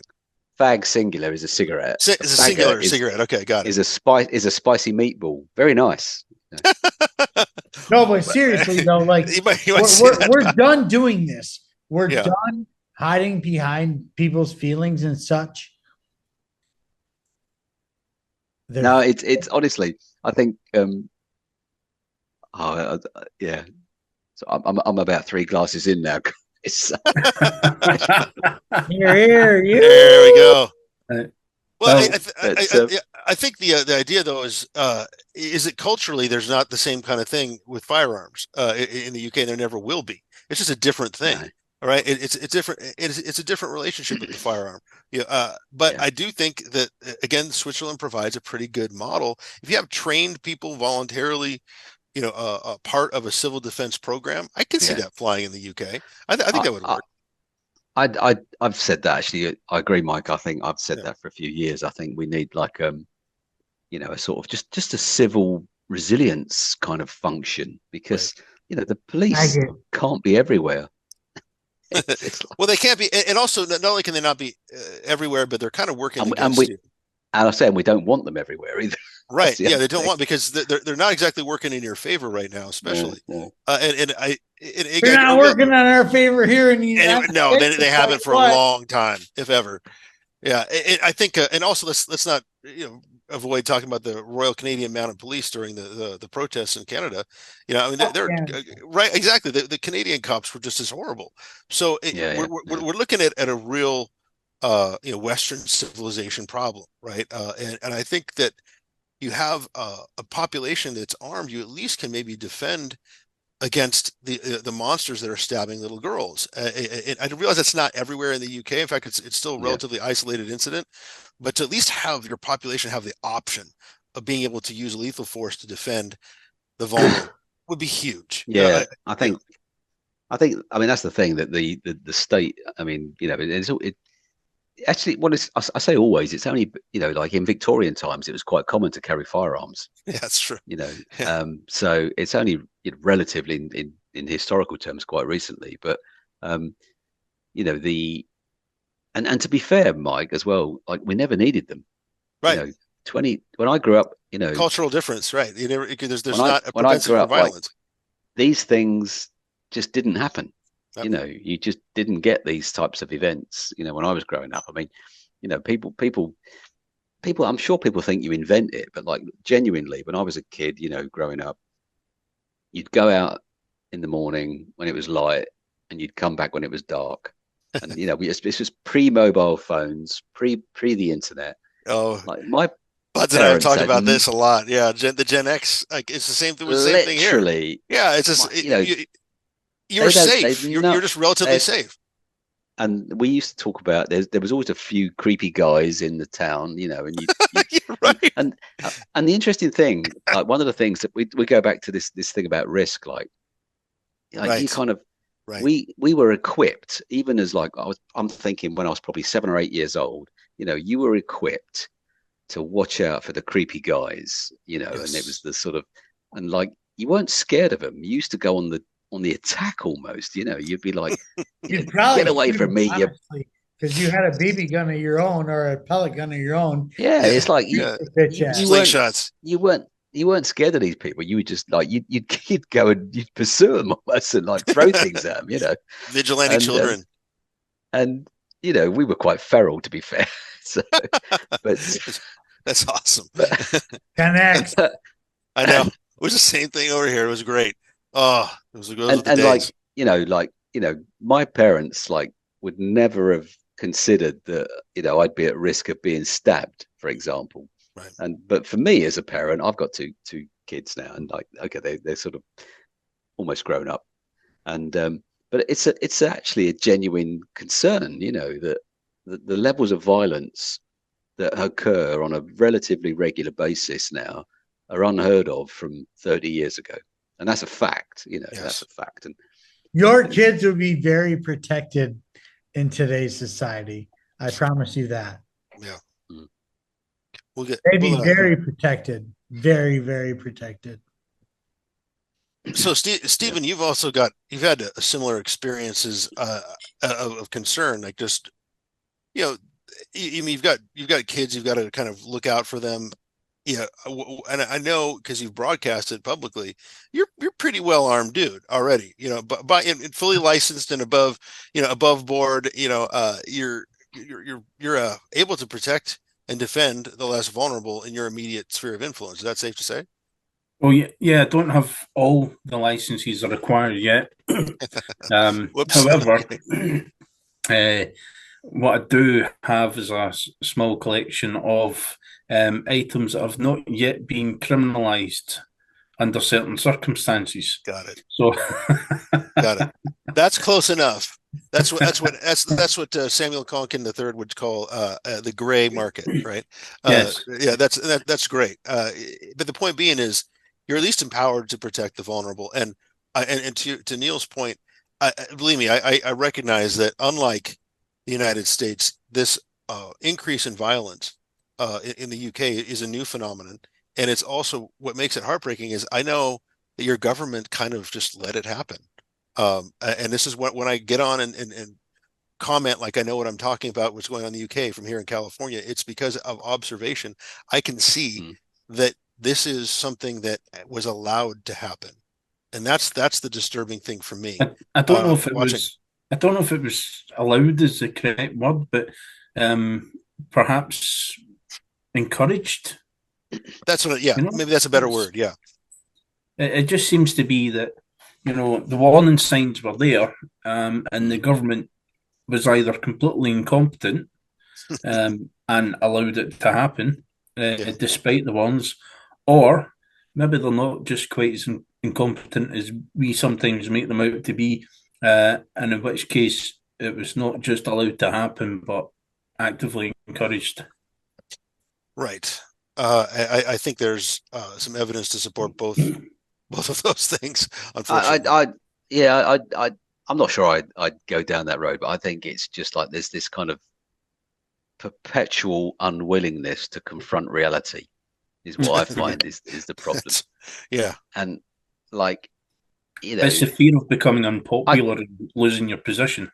Right. I can't show you a graph because I haven't kept the stats, but the sort of things that we've seen in the UK in the last, let's say, 10 years, each single incident would have been like national news for 3 or 4 days. It would have been the only story like this, the Southport stabbings, 3 little girls murdered.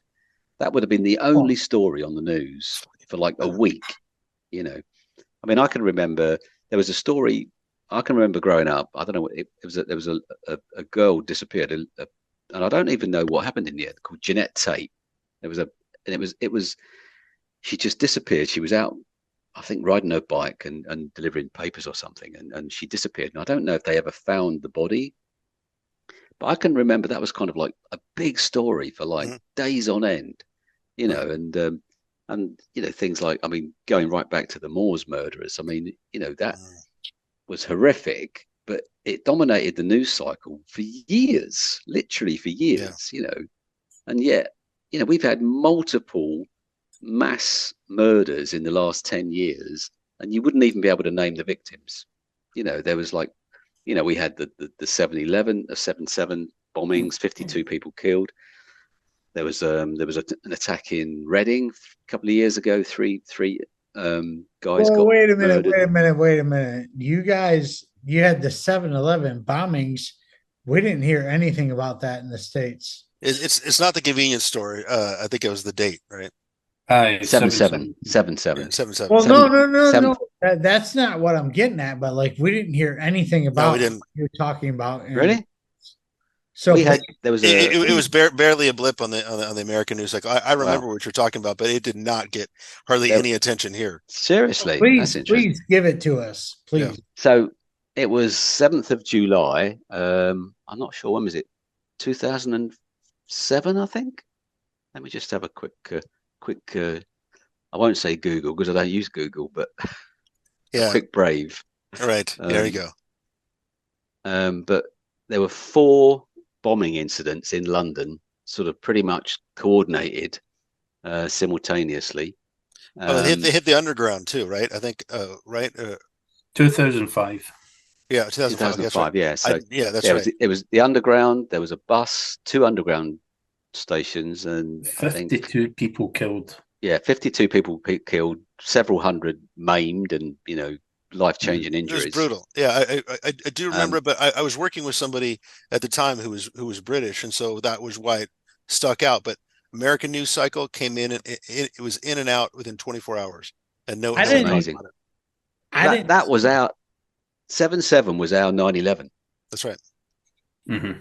I mean, and it was what was it? 4 separate bombings or something? Oh, say that out loud again, please. yeah. This is important. Yeah. It was coordinated. It was 4 separate bombings, all within minutes of each other. Coordinated across the UK, right? Because across London. Yeah, across London. It was all in London. It was all in London. Oh, it was only London. Okay, that's right. Yeah. Okay, but what I'm trying to get at is we didn't hear anything about that. Very little, yeah. At all. You might have. No. When I say it was our 9/11, there's more than one context to that. It was our 9/11 in terms of it was a horrific, mass killing event. Yes. But equally, there is just as much sort of speculation about the what shall we say, the event. I don't know. Right. And there's some very, very bizarre timelines, and I've not really looked into it, and I've sort of, there's only so many conspiracy theories you can dig into, right. But some of the timelines that I've sort of just, looked at briefly don't stack up, basically. And there were some very strange things happening. I was at an event that day. I was at a conference in Birmingham, funnily enough, and we'd had a break. Sort of, I think we were in a coffee break in the morning, and none of our mobile phones would work. None of us could get a mobile phone signal because they blocked all the mobile networks. Wow.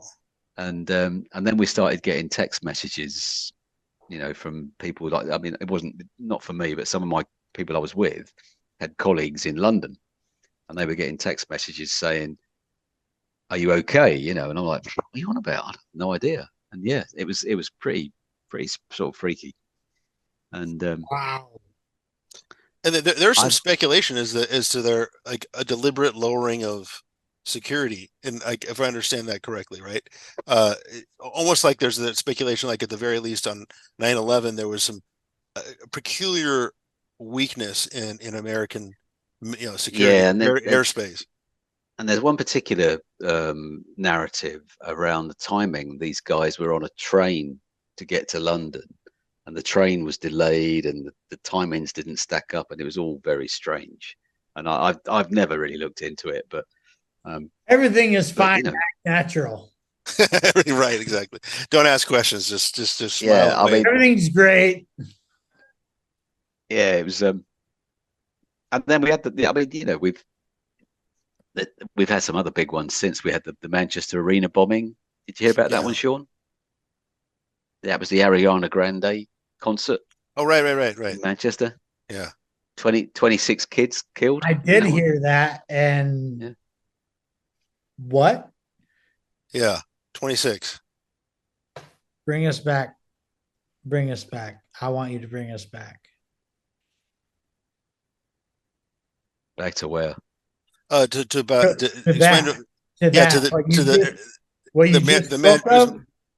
us back. That bombing, yeah. Right. Which one? Sorry, the Ariana Grande one. Ariana Grande show, yeah. In Manchester. Yeah. Right. Okay. So it was an Ariana Grande concert at the Manchester Arena, and it was a suicide bomber, basically. Had a suicide vest on.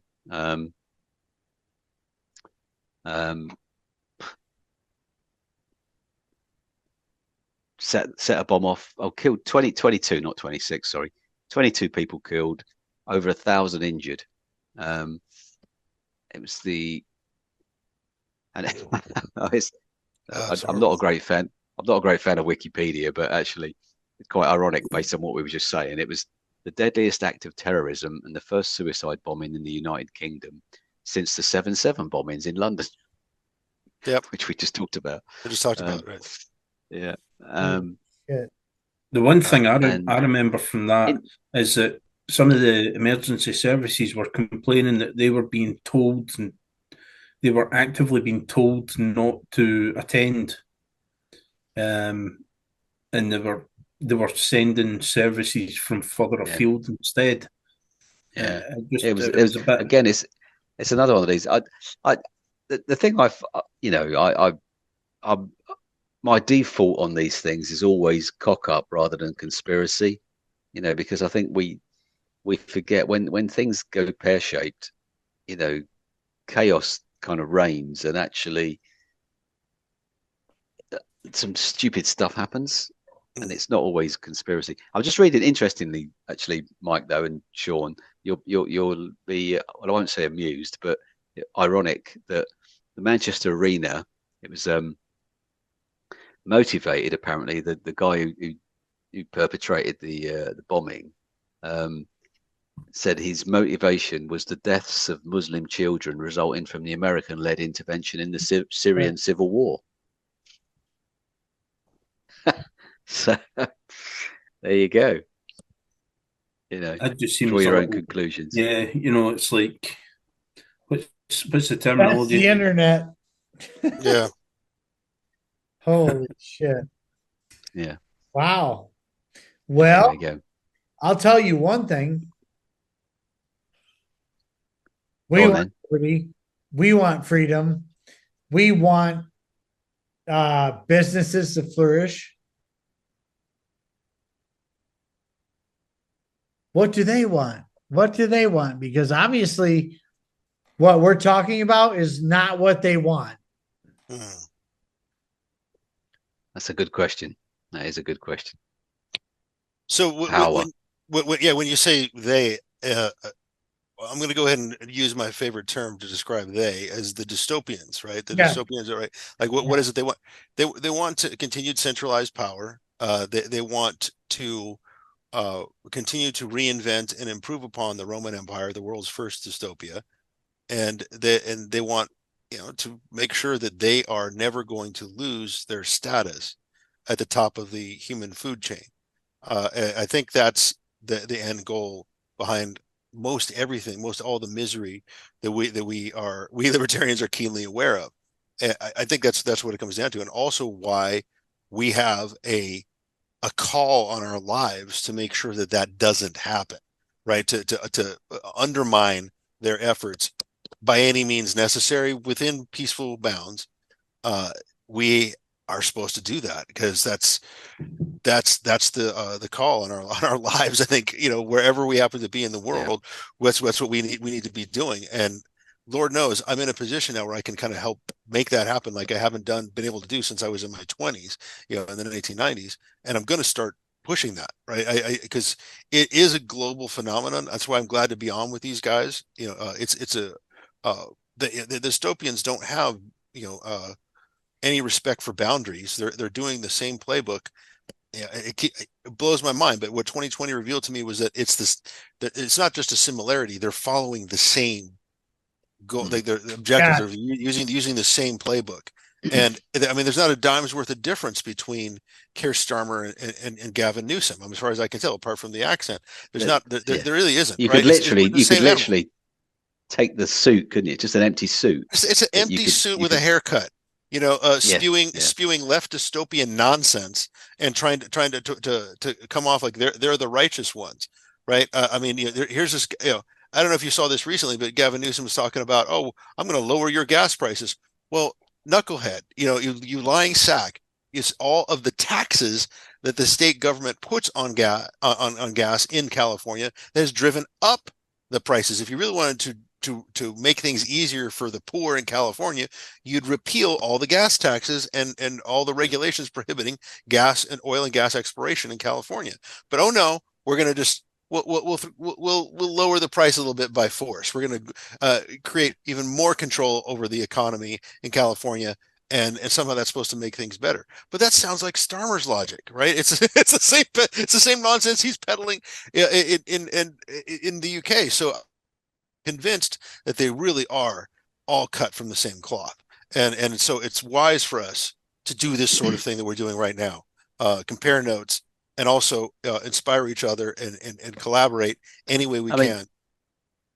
I was thinking about this the other day, Mike, that actually if your objective was human well-being, prosperity and happiness, how different would the world look? If you're a politician and that was your objective, right. They would, all the policies and the stuff that we see on a day-to-day basis, you wouldn't do any of that stuff. None of it. It would be the inverse, which is what we represent. Complete inverse. Yeah. It would be the inverse. So, to answer Buds' question, I mean, it seems like what they want is just to preserve their position of power by any means necessary, no matter how much misery they have to inflict on the general population. And it's our job to counteract, to actually invert that and turn the tables on them and inflict misery on them instead. I'm not even convinced. I mean, Gavin Newsom, I'll make an exception. I think he's malevolent. Right. Absolutely. I think he's satanic. It's Nancy Pelosi's nephew. You really don't need to go explore any deeper than that. But I think, actually, a lot of what we see is kind of broadly good intentions, but low competence, if that makes sense. That's a very forgiving take, but I can understand it. Yes. It's kind of like because there's only so many things that people are going to take. But one things people are going to take are the ability to give up their power. Yeah. And that's the problem. People have no idea how much power they have. None. That is so true. Zip, zilch, nada. They have no idea how much power they have. But they're willing to use the power that they don't have against their enemies. It's so crazy. Yeah. Yeah, we're in interesting times, right? I mean, these are there is just enough of us, I think, right? Interesting to say the least. But there's just enough of us, I think, that can get it, though, right? I think there's just enough. We don't need to have a majority. We just need a tireless minority. I think we're approaching 5%. Yeah, exactly. 5%. I think we're there. Ultimately, I really do. This is the optimism I share with you, Neil. Is that I think we're there. I think we actually have just enough people who are aware across the world, across at least Western civilization, to know that this is okay. We can actually pull this off. Yeah. And that's all we need. And so we just need to organize and do it. I'm that optimistic right now. And don't get me wrong. I think that the dystopians aren't going to sit tight. They're going to escalate, but we can counter that. I mean, we really can't. We have that in us to do that, and it doesn't take more than, as you said, really 5%. That's all it needs. Tireless minority. And citizenship with Liberland as a backup. Yes, that's another one, right? Even more so than New Hampshire, I think, here in the U.S., which I understand has some issues still. But Liberland is fantastic, right? That's actually working for the most part, isn't it? I missed that. Yeah, it's not without its difficulties, but it's making progress. Yeah, have you heard of that, Neil? And Sean? No, I haven't. What? Yeah, Liberland. No. Go on. Yeah, Steven. Yeah, bring it up because I think it's a cool concept. Go with it. Go, yeah. Basically, there was a roughly 7 square mile plot of land on the Czech border, the River Danube, and it was between two countries. Each of the countries claimed it belonged to the other one. Right. And neither of them claimed it as their own. Neither one wanted it. Okay. So, what was his name? There was a group of guys got together and claimed it for themselves, and have been working for years now to get it internationally recognised as a country in its own right. Right. And Perfect. so far it has been working, and only was it within the last year they got the checks to actually stop policing the border to allow people to actually enter the piece of land. Previously, what they'd done was they would have get-togethers, but they would sail up the river and anchor off the coast. That's wild. After I'm saying coast, after anchor off the embankment. Yeah. But they've actually been getting more and more donations, more and more people claiming citizenship, and the government runs entirely on voluntary donations. It's it's a minarchist state for all intents and purposes, extremely minarchist, like very small minimal government. I'm heading that way now. I'm on my way. Right. I know. Does it sound great? I mean, but they've been at it for a while, so I wasn't entirely sure how successful they were going to be. And I'm measuring what they're doing against what some of our friends are doing in New Hampshire, and I'm thinking Liberland might actually be able to pull it off faster than New Hampshire, because New Hampshire still has a lot of obstacles, and some of them are internal. Because and Sean, you know more about this than I do, but I know that some of the libertarians in New Hampshire are contentious, like, and not in a good way, from what I understand. I still like to think that they're pulling something off there that's worthwhile. But Liberland, I mean, off the Danube River, right in that's got a lot of potential if they can pull it off. Yeah, Liberland is way better than New Hampshire. By far, it's not even close. Okay. New Hampshire is doing some great things. They're there. We're close. But I'll say this. It's not close. Okay, yeah. It's not as close as it should be, right? Yeah. My mission is because of the fact that, like, they're still dabbling in the government arena. You know what I mean? Right. So when we're talking about like a township revolution, decentralized revolution, we're talking about no government at all. That's what it is. You want to talk about a township liberation? It's literally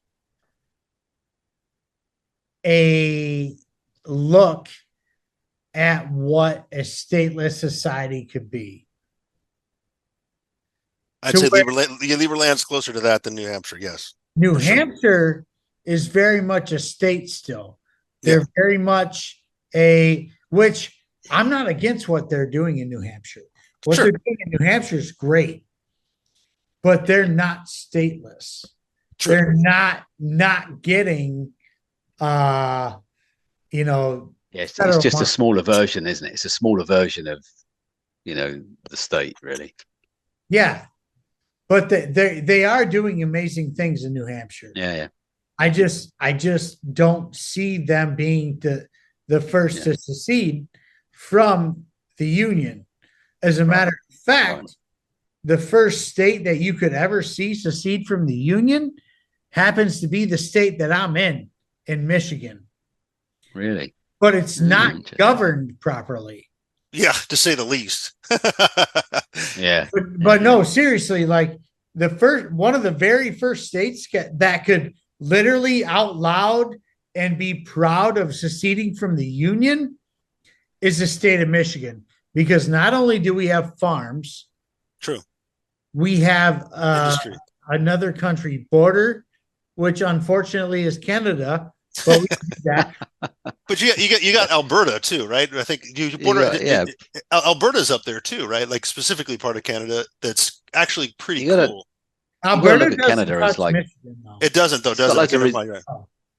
It's got loads of resources, Canada. You should think about conquering it. Canada has a lot of resources, just like Michigan. Yeah. But what we could do is as a state in Michigan, which thrives on farming, which thrives on the automotive business, which thrives on industry, Michigan could be one of the first states to secede from the Union. Straight up. It's not going to be Texas. Texas can't do it. It's impossible because Texas showed their true colors when the big freeze came through and they were begging for state assistance. That's true. Right. They begged for the federal government to assist them, right? They said, please help us, because they weren't ready. We're ready in Michigan.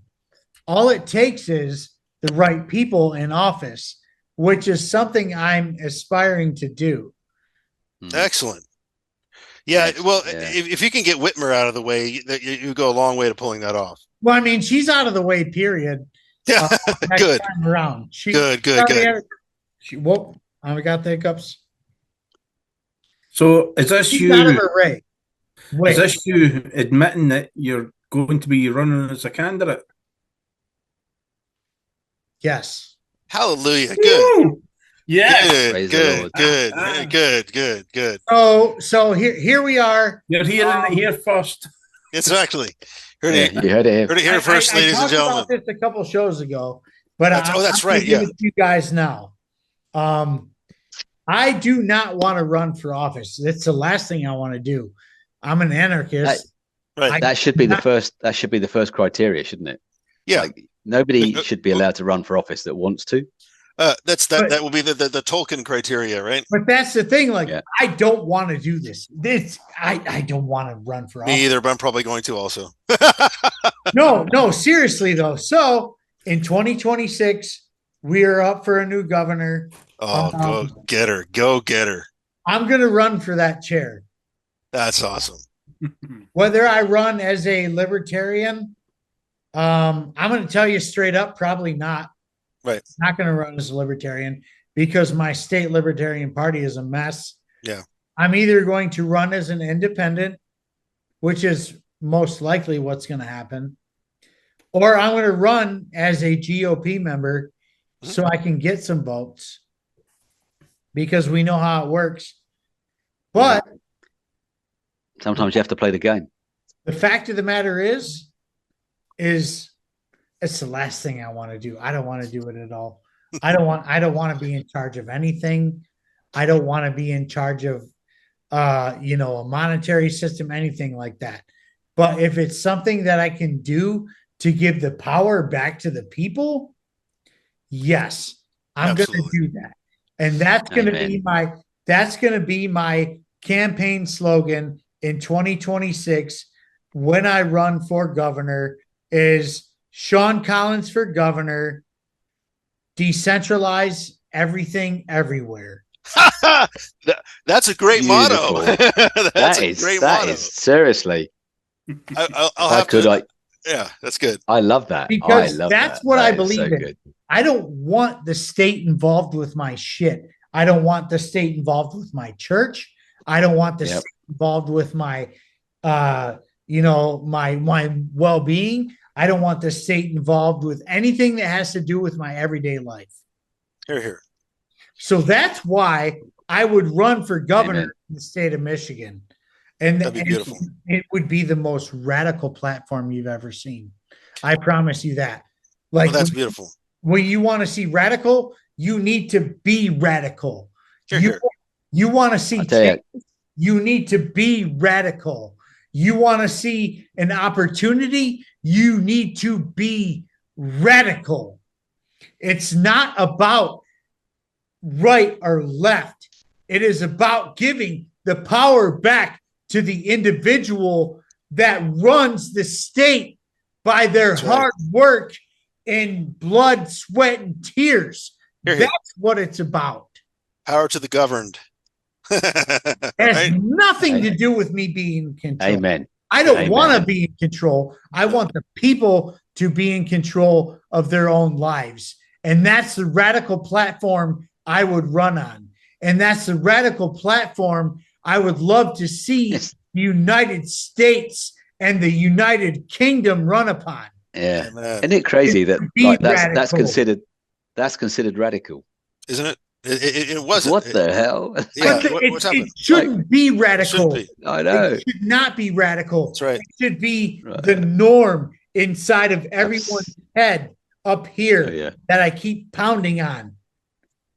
Well, that's beautiful. I got to do the same thing. More than likely, I got to do. I'm at least going to try to primary or do something against Michelle Steele, my U.S. representative here in Orange County, who voted for renewing the Patriot Act, basically decimating the Fourth Amendment rights of her constituents. I mean, to me, that's an impeachable offense. But since we don't have, I mean, it's like you're basically violating the rights of your constituents. That should be an impeachable. That's a high crime, right, and misdemeanor in my mind. But if I can't launch a citizen's impeachment, I'll try to primary her. I don't care. Yeah, I'll join the GOP to try to get her kicked out, or to at least call her dystopianism into the light, to bring it forward, to shine a light into that darkness.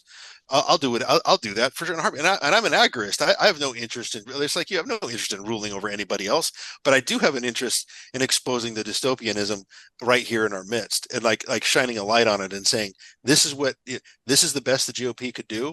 Is this traitorous wench? I mean, come on, right? I mean, really, this is the best we could do for this. This is a pretty conservative enclave in California, especially for California.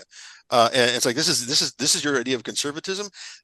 Somebody who's voting to send billions of dollars to Ukraine and to everywhere else other than I mean, come on, this is an opportunity that if I have to take it out, if I'd be the one to take it, I'll do it. But I'm with you, Sean. I think this is why we engage with the system, is not to actually, again, not to seize power, but to bury it. And that's what we do. Mike, will your election be in 2026 as well? I think so.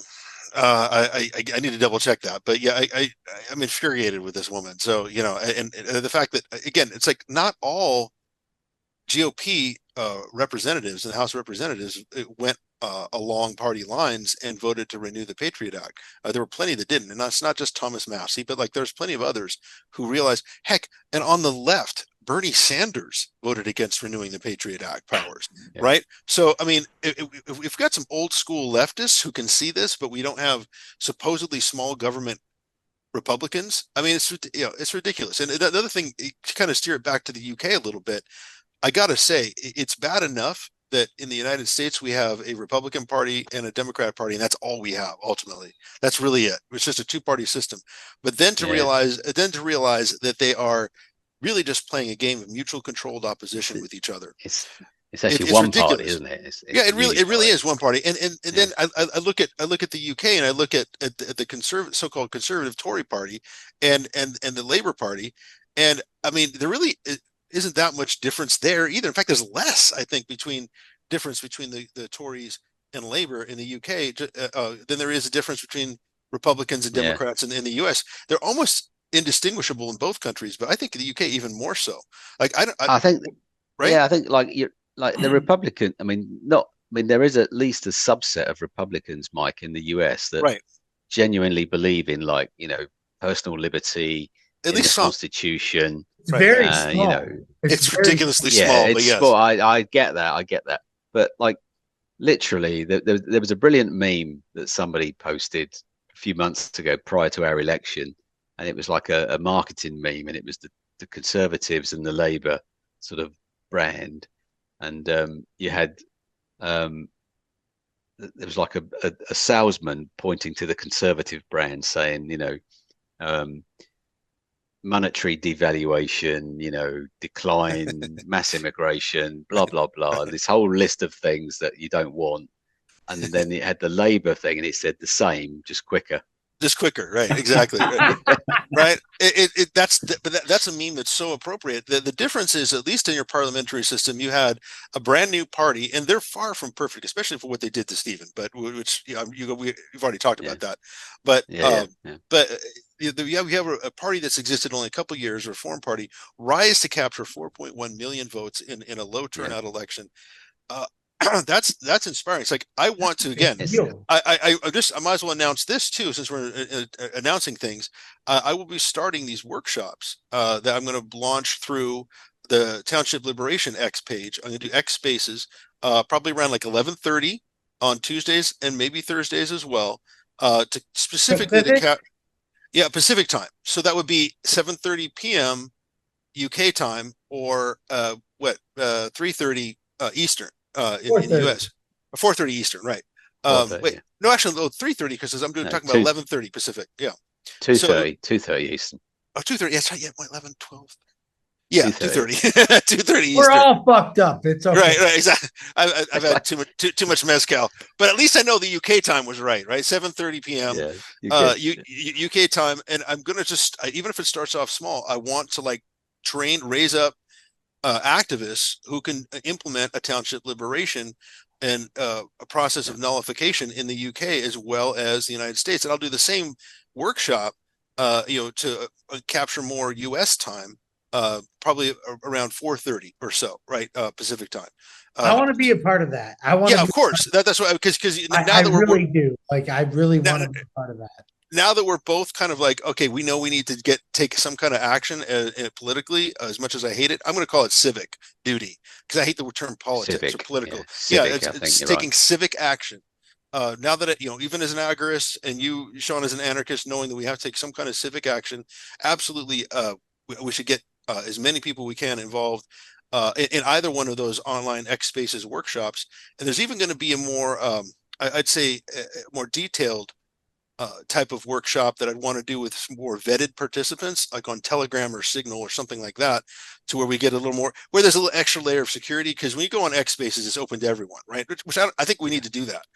But when I talk about like people who seriously want to liberate Kilmarnock, Scotland, from Holyrood and Westminster, who really want to do the same thing in Gloucestershire, and want to do the same thing in Lansing, Michigan, or wherever, like whatever portion of the world that it can be done. It needs to. I want to start getting the ball rolling, and I know enough about grassroots activism from my time in the '90s doing exactly that with none other than David Nolan, the founder of the Libertarian Party here. Oh, you brought up David Nolan. Yeah. I might as well drop his name.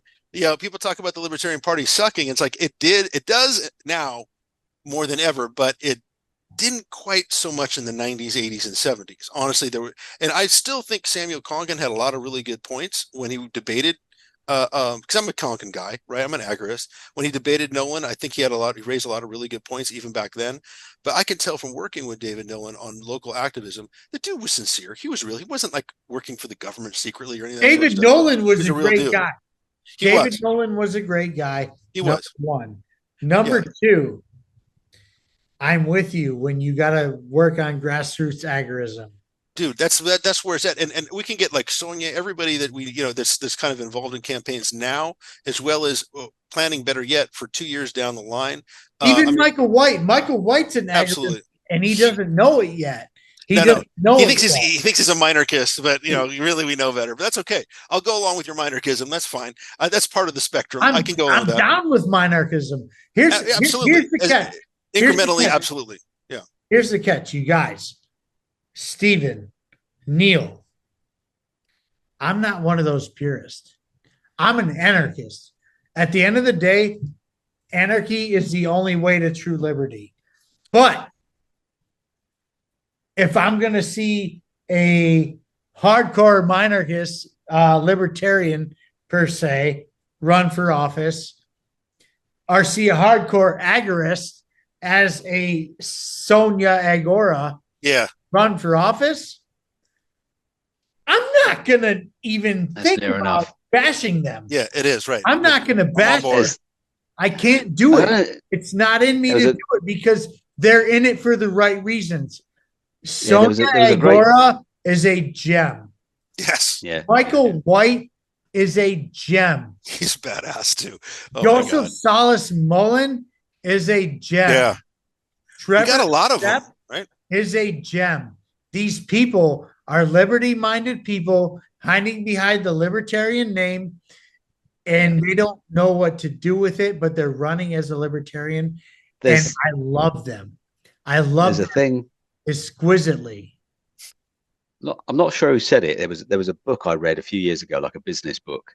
I think it was Seth Godin or something like that, said, "Don't let perfect be the enemy of really good." That's so right. I like that.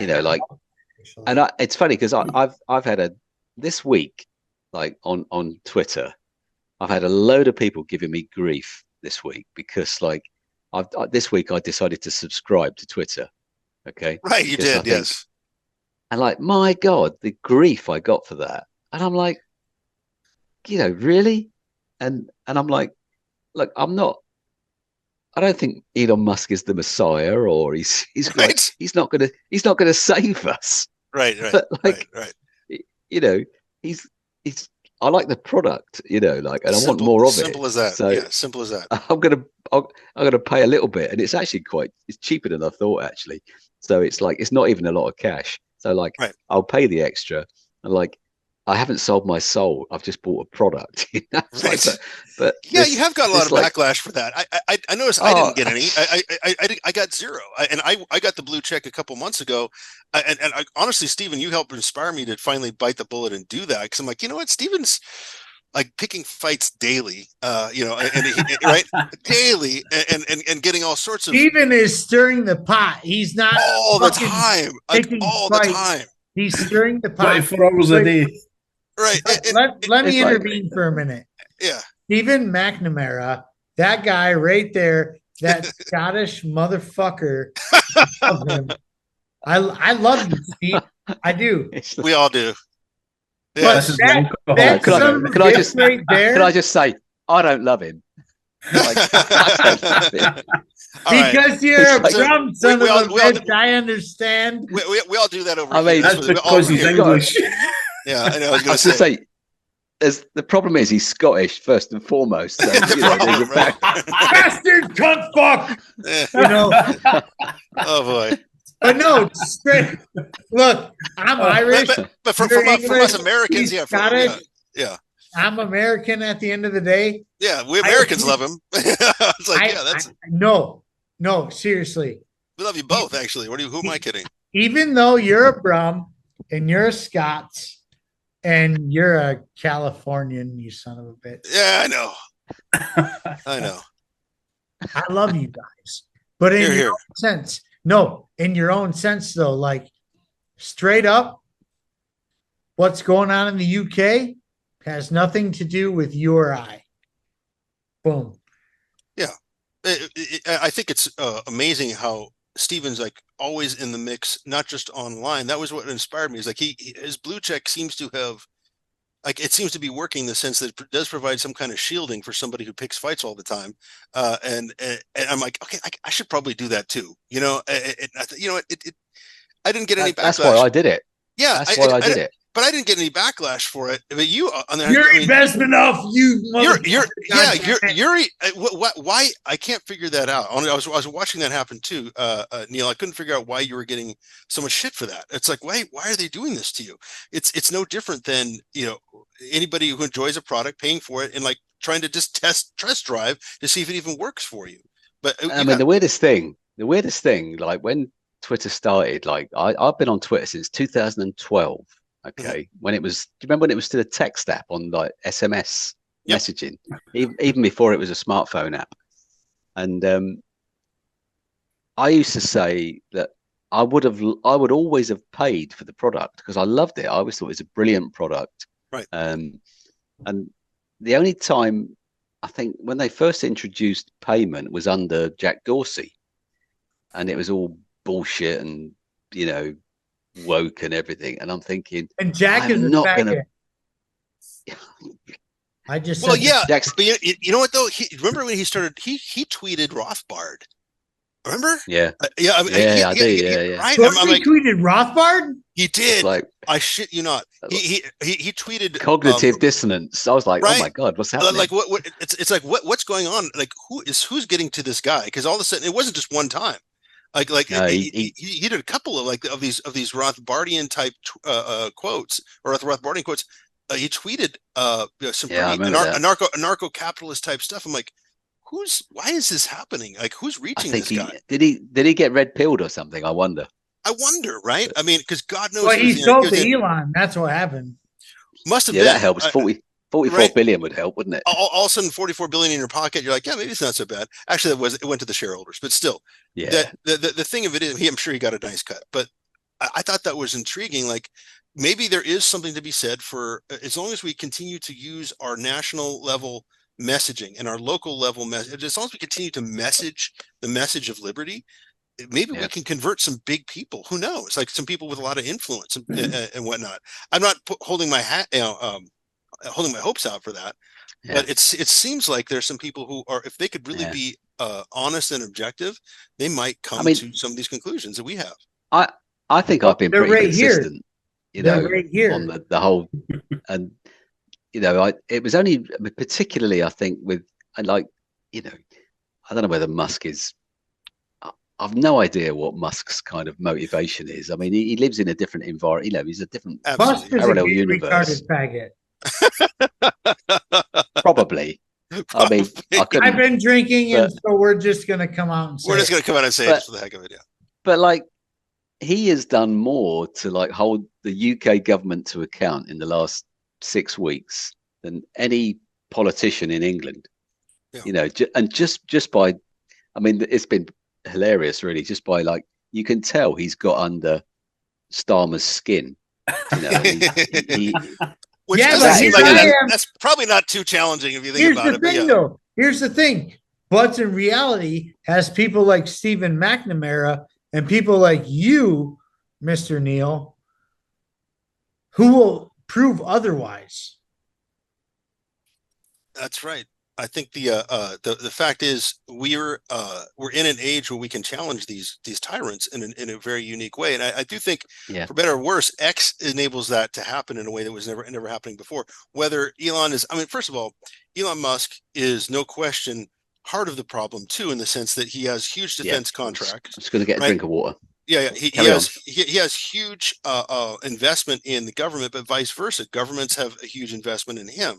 So he's playing a game of sorts. We're not really going to know, I don't think, where he really falls on the spectrum of liberty. We may never know, but he is playing a game of sorts, of chess, I think, with these dystopian forces.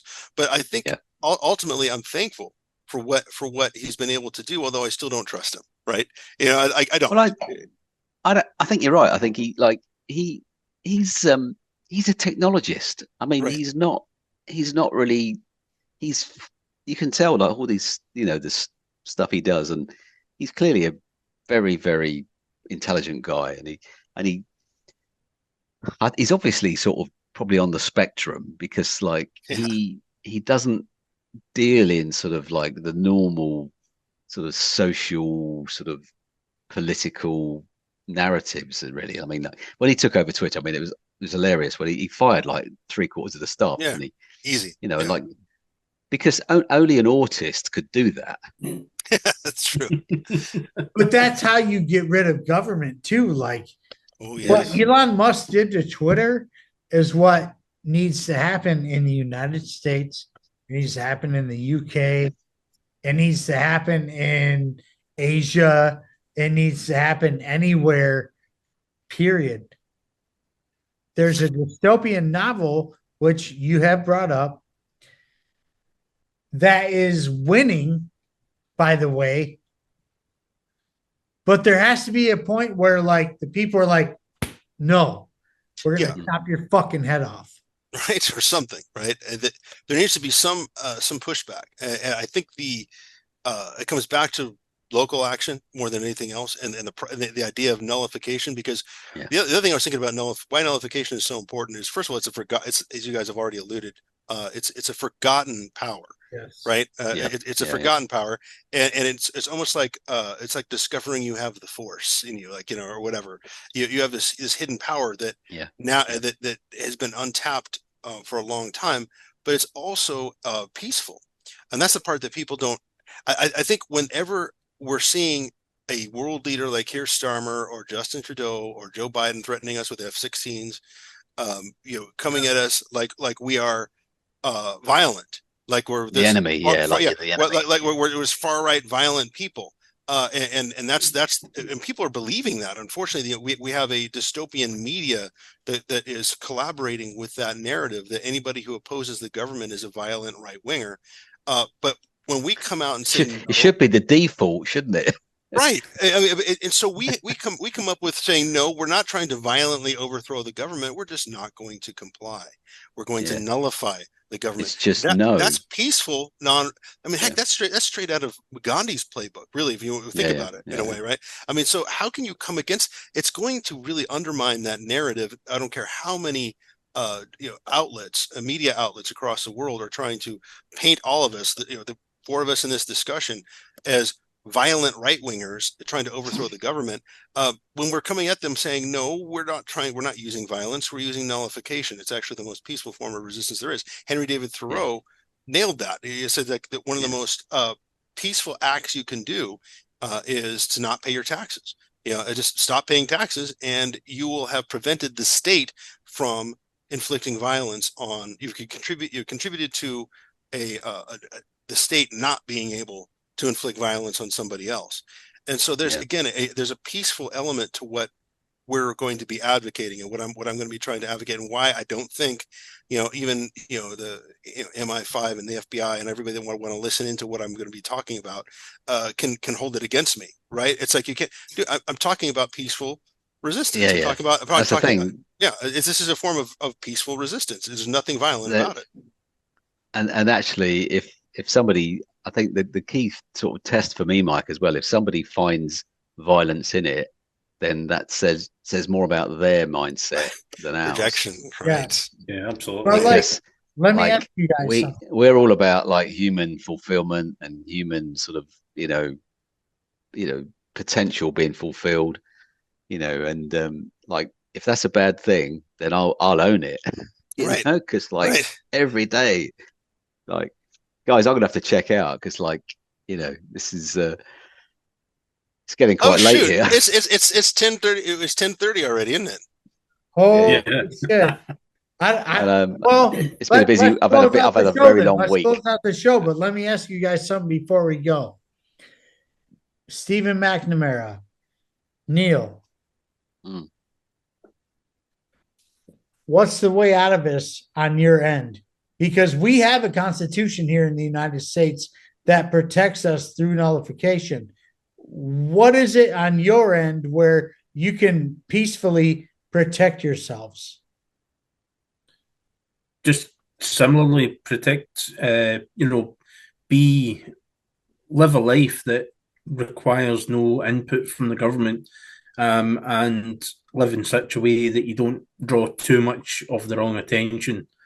That's where things start to go pear-shaped. And as soon as someone starts getting their nails in and starts digging, they will find any and every excuse to attack you further.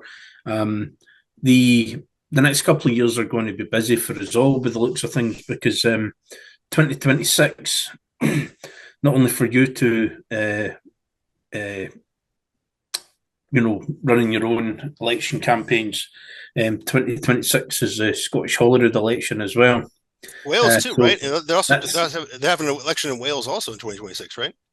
Yeah, I think so. Yeah. So is that potentially all four of us going to be standing for election in the same year? I don't know if England is. Does England have anything going on in 2026, Neil? We've got. We'll have some local elections. The next big election won't be till. Well, it could be any time. I mean, who knows? Could be any time. Yeah. I mean, I think to answer your question, Sean, I just think cheerful, peaceful non-compliance is my approach.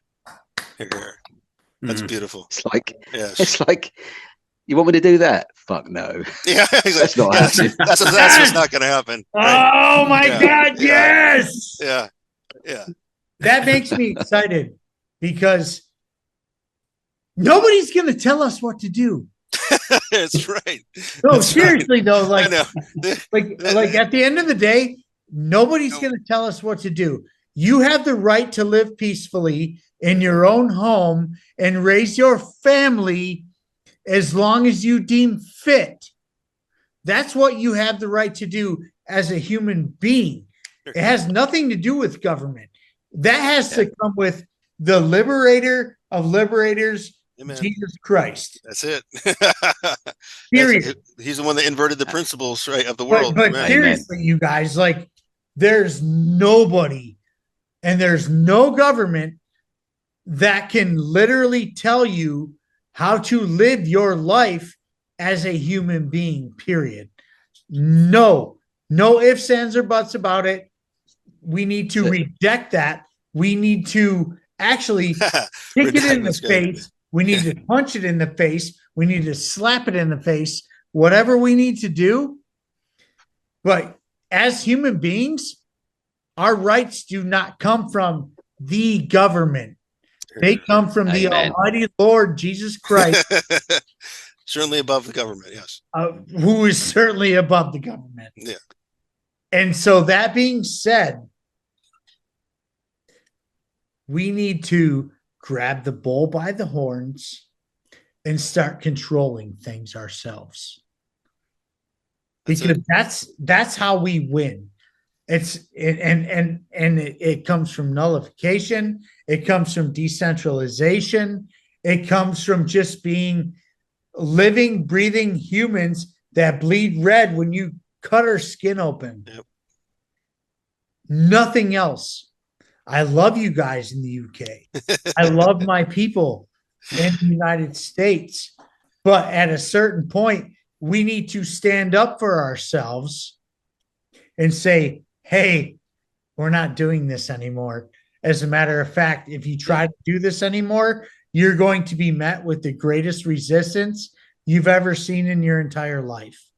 Amen. This is what I'm talking about. Yeah. This is what I'm talking about. We bleed red.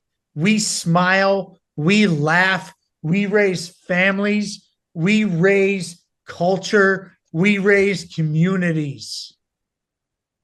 If you prick us, do we not bleed? Don't forget that. Don't forget, we are the ones. Got to use those emojis. Yeah. Seriously, though, we are the ones who are going to win this war against the state, whether it's your UK state, whether it's the United States state, whether it's the Canadian state, wherever you're coming from right now.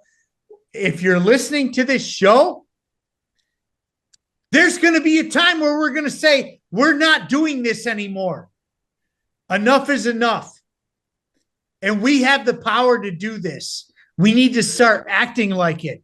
We need to be agorists. We need to be agorists, our anarchists. We need to be fucking libertarians. We need to be freedom-minded individuals because we are individuals. Like So this. why the hell are we giving them the power to control our lives on an everyday front? Enough already. We're not doing this anymore. I don't care. I'm getting very angry right now. Yes, I do not care. We're not going to comply. We're not going to listen. Go fuck yourselves. You know, we can hear you all the way here in the UK. I know, right? That's like that's the perfect strap line to finish. Go I fuck think yourselves. We're not going to comply to you anymore. We are going to live as human beings as God intended us to be. You do not control us. Enough already. Enough with the UK bullshit. Enough with the United States bullshit. Enough with the Canadian bullshit. Enough with the fucking African bullshit. Yeah. We're not doing this anymore, and the uprising is coming, whether it's peaceful or not. Well, we're going to hope it's peaceful. But yes. Yeah, I could say. Yeah. I'm like, guys, I need to go. I know, Neil. I need to check I out. love you guys, and I'm not going to hide behind a barrier anymore. This is Buds in Reality podcast. This is where we tell people the honest and unmerciful truth. We're not going to do this anymore. I love you guys the most. Peace, love, and liberty. Be good.